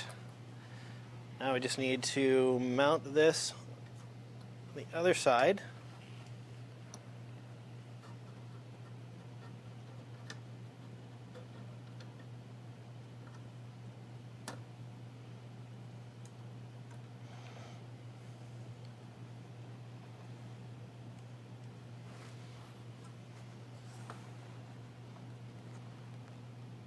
Sort of fiddly process of getting all these three things to line up and slide in at the same time.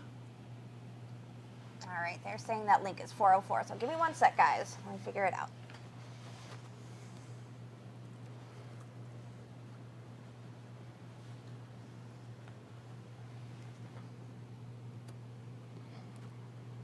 All right. That's slotted in there.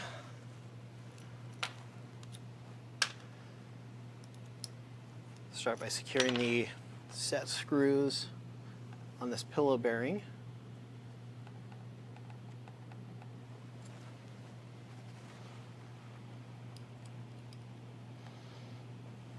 All right, try this link, guys, and it will be the top story.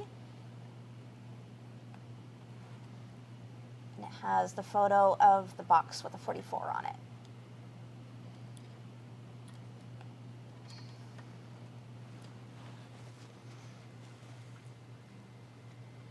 That one is also broken. Okay, so let's try this.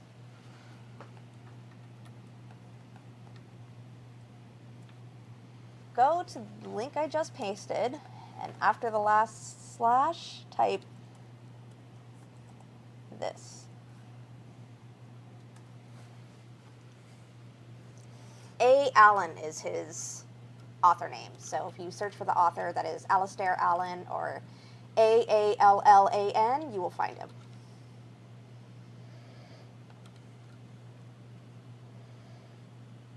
Okay.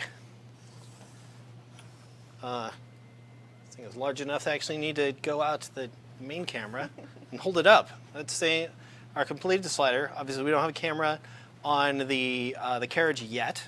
We can do that in a moment. But the next thing I want to do is get the code running on here. What is the best place to set this up here? And of course, I will need my computer, and I've created an awful mess for myself.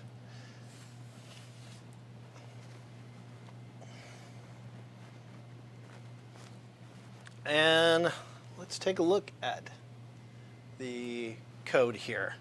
I also need USB cable to connect to the board.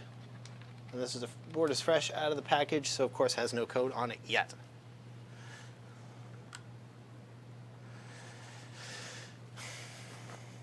All right, and so looking at the code here, there's a couple of things I want to walk through here. And obviously here's the first part here where we are setting up the shield. This is where we call out, define all the buttons and the end stop and the LED. This is a thing we'll need to change later once we measure how much space we're actually using.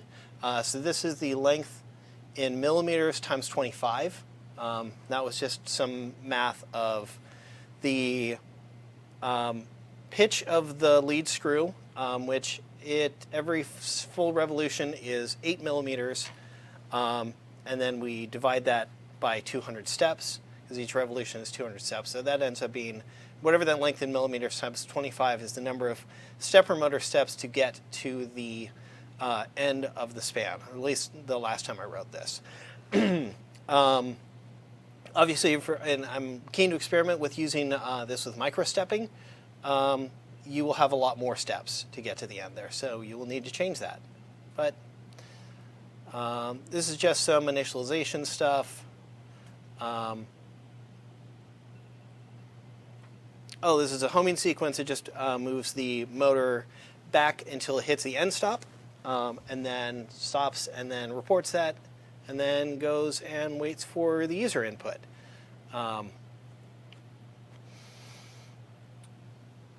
And this is a big, lengthy block of code here. Oh, this is important to talk about. So working with the graphics library for this OLED, one of the first things you learn is that you use the function clear display. Clear display actually takes a huge amount of time to work. So what I ended up doing is oftentimes when I needed to clear out a part of the display or clear the entire thing, you just use this command fill rect, which is a filled rectangle, and then just fill the screen with black. That's a much quicker way to clear the display. It looks more complicated, but it works a lot faster. This is a block of code that just it does some nice input for plugging in the minutes, so that if you're within 5 minutes or if you're under 30 minutes, it works in 5-minute increments, and then it eventually steps up to 15-minute increments, and then eventually up to 30-minute increments. But the part that I really wanted to talk about here is this command, which is called millis. What this code does is that this reports the amount of time in milliseconds, or thousandths of a second, since the sketch has started. And this was interesting to see a much more reliable way of timekeeping during this. So what this is doing is, basically the way I thought to explain it is that instead, if you're going to do a task every 5 minutes, you're better off, if you're using delay, basically what you're doing is doing the task and then saying, okay, I'm going to wait 5 minutes, which is sort of the same thing, but you might find over time you might find yourself doing that task drifting away from what everybody else thinks is every 5 minutes. And rather, this is doing your task and then looking at the clock and going, okay, has 5 minutes passed yet? Is it 5:15 yet? Because that's the next time I need to do it. And it's just a better way of timekeeping. It's more complicated, but it's more reliable as well. Anyhow, then it does some stuff here to show the progress on the screen, and then eventually completes the program and then restarts everything over again. So I'm going to first tell it the board that we want to program for, and tell it what port on the computer it's on so we can upload this code to it. And then we're going to upload it.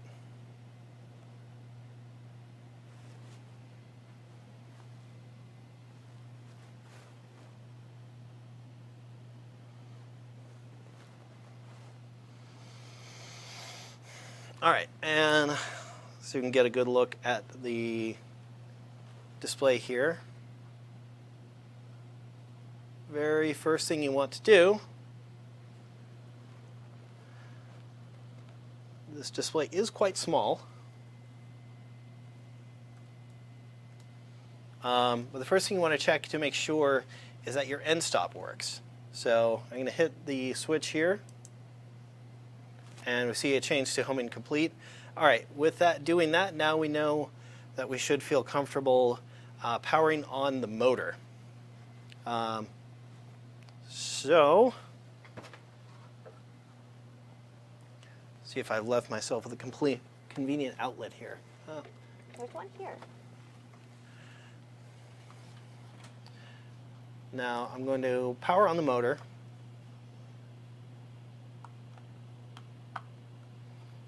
I'm going to reset it just by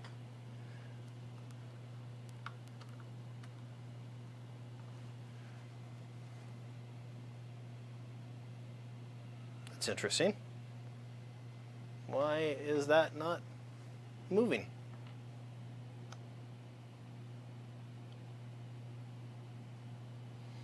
Is it possible that I managed to wrangle one of the terminals free from powering, one of the power terminal cables loose? I suppose it is probably possible I've done that. Yeah, because right now the motor is not powered. Troubleshooting, that's a thing we like doing. Although, let me make sure with the code here that I'm initializing the correct motor.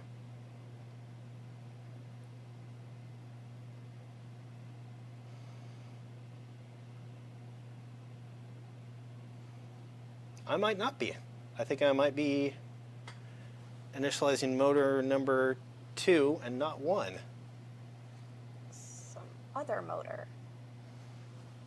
So that is, like where I'm working here.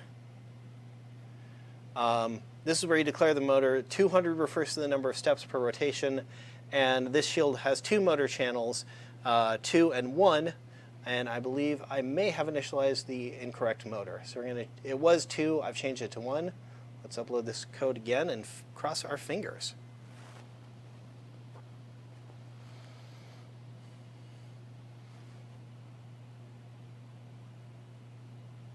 No.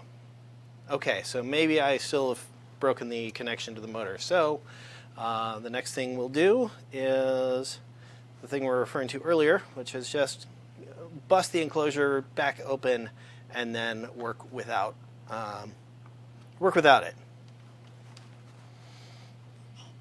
Sometimes this is what you have to do to troubleshoot. Go caseless. Stuff with Kirby did say that he grabbed the code from GitHub out of the box, and his says 2. Oh, yeah, this is the code as it should be from GitHub. I just don't know that I set it up correctly for the motor channel. So if I didn't do that, this will be a good reminder to go back and fix that.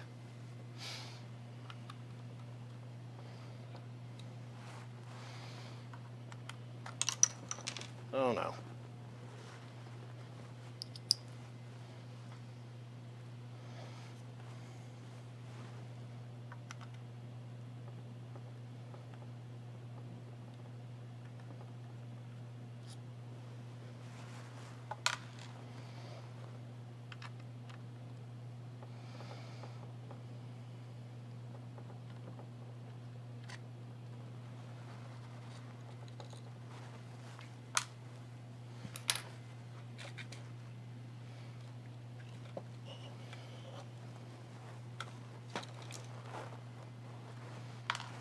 There's my button pad there that I will not use.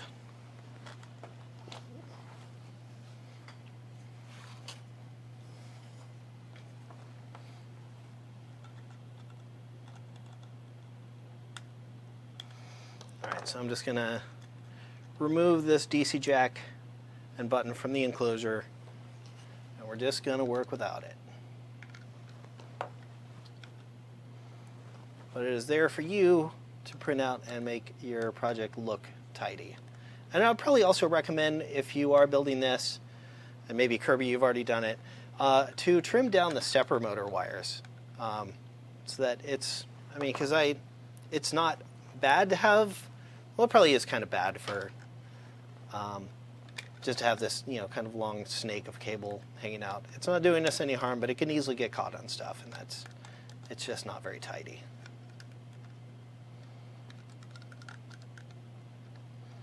I always worry about projects with moving parts tangling in the cable braid and just ripping it right on out. Because I know that I've done that with my belt sometimes, so.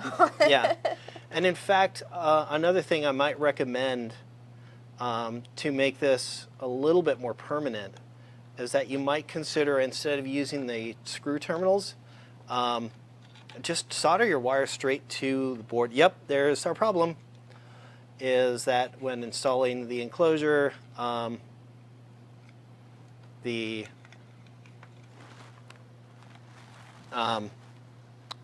positive DC wire came loose. That's a thing that can happen to you.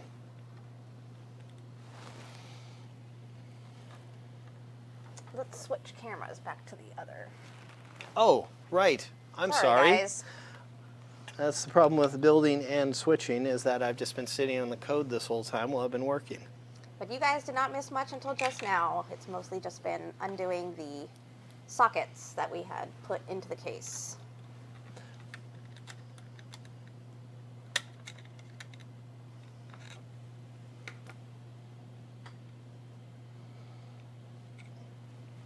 The nut on this push button is kind of bound on there really well. That lock washer, that's what they're called, is doing its job.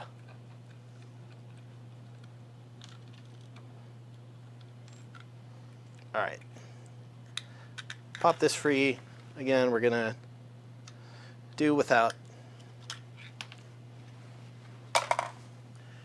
And as I mentioned, you can see, hopefully see here, this red DC wire there just worked itself loose.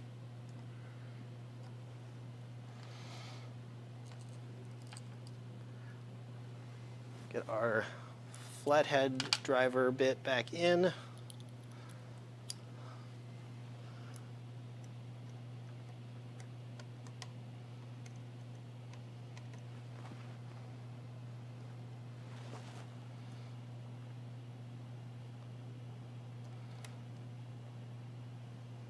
And unfortunately, this tends to be my experience with screw terminals, is that they come loose a lot.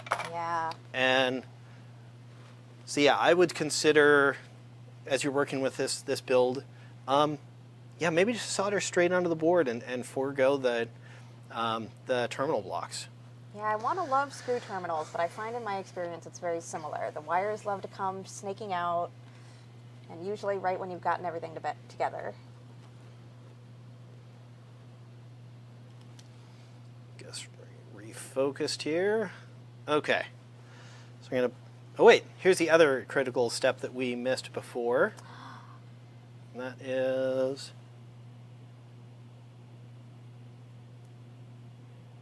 peeling this little cover film off. That's why it didn't work for us. Nice. The maker version of walking in fresh snow. All right, so now we're gonna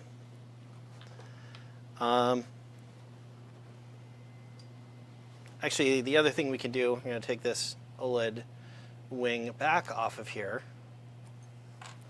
So you can see there's a little green LED on the motor wing here that lets you know that it's getting power. Now this external power will not power the rest of the boards. That's why you still need USB power. And further down, I'd also like to set it up so that you only need, you could plug in your 12 volt power.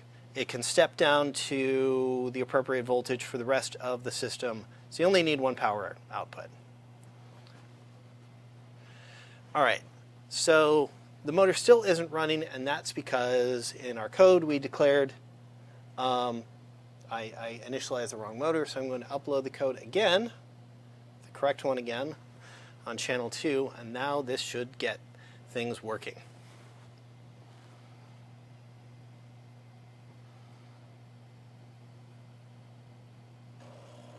There it goes. And there's the homing sequence. All right, now the next thing we need to do is I need to measure the total length of the remaining space here, and I need to do that in millimeters. And I also need to not show off my keys so that none of you tries to 3D print them. Which that is a thing you can do. You can get a picture of keys, design them, or lift the design from them, and then 3D print it. And of course, I have my handy pocket keychain tape measure from Tech Shop, RIP. Big ups to the tech shop in the sky. And this is 360 millimeters, which, what is 360 millimeters times 25? Math. If anybody has that answer for me, that would be awesome. A little too convenient, though. See if you get it before I can.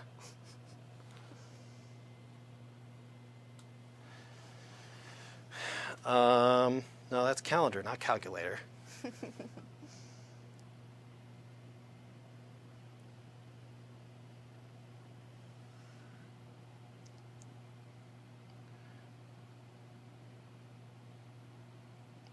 Oh, wait, no, not 15. 25. 25. 9,000. Not even over 9,000? Just exactly 9,000. Okay, so we're going to go back to our code here and find the variable we need to change.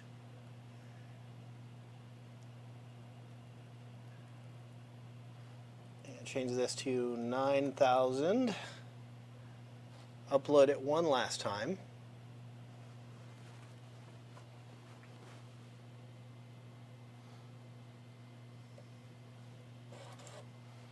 It's done its homing sequence again. All right, and Do we want to switch off the code window? we do. So I want to focus in. So now we're going to talk about the user interface here. So I mentioned I like to make user interfaces as nice and seamless as possible. It's just a thing that is important to me as a human. Unlike this focusing here. But really the only setting you have is what I'm referring to as span travel time, which is just the amount of time it's going to take to get from one end to the other. I'm sorry, it's a little small and kind of out of focus there, but it goes up to 60 minutes. Hold it down, and it'll go all the way up to 480 minutes, which is 8 hours. We've been here building for so long. I'm going to bring it all the way down to 5 minutes and find my push button here and get this thing going. And you see here it has a little progress bar and the amount of minutes remaining. And you can probably hear it and maybe even see that, particularly if you look at the shaft coupler there. You can see it rotating, and you can see it trucking right along.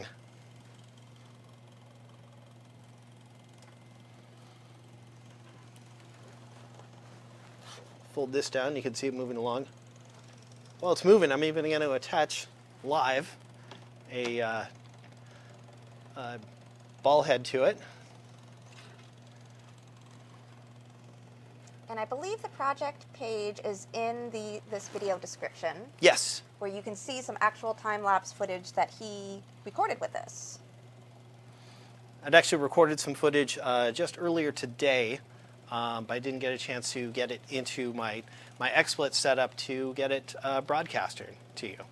So you'll just have to check out the project page, where the project page is also where you can find all of the 3D printed files, the code. I'm going to add the Fusion 360 file so you can go in there and make changes to it if you want to change the design at all to have it suit things differently and better.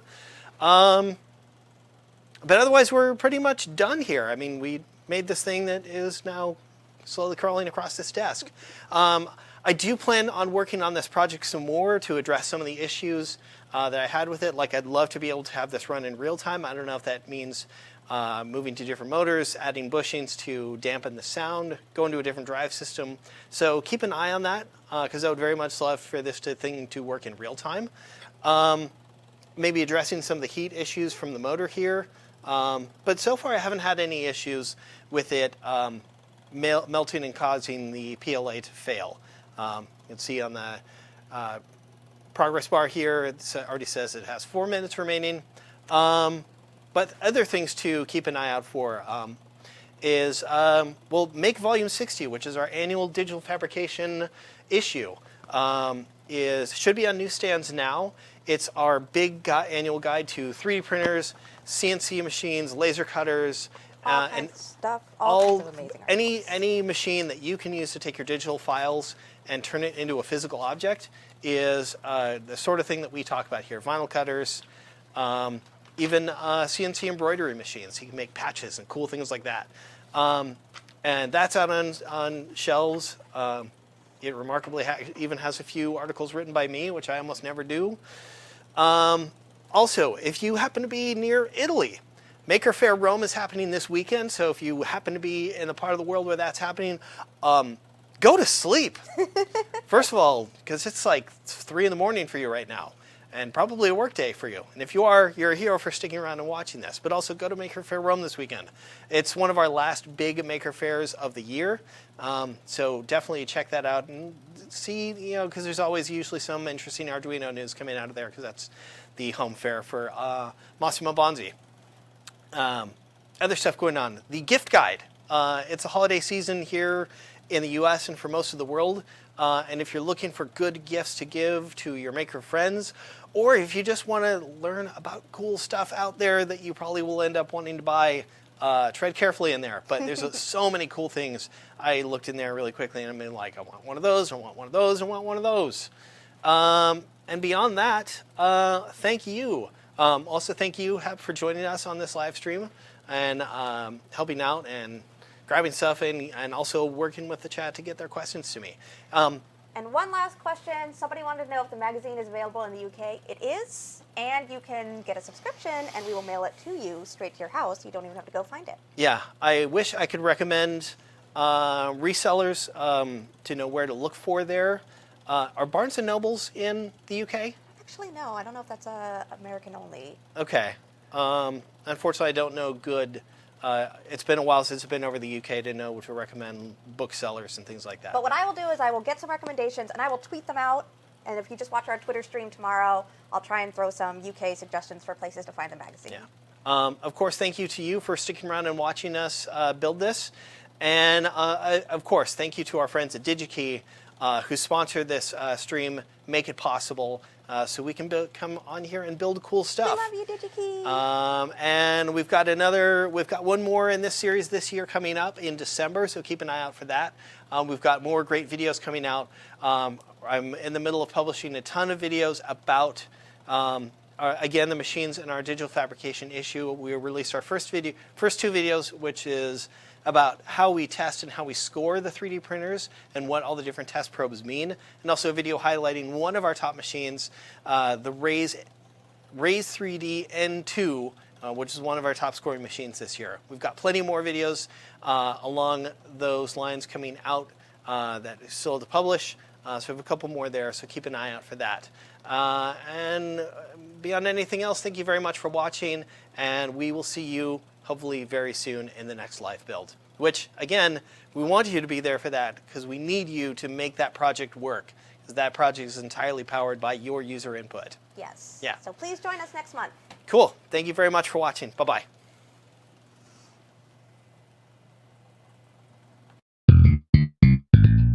Now remember what I told you.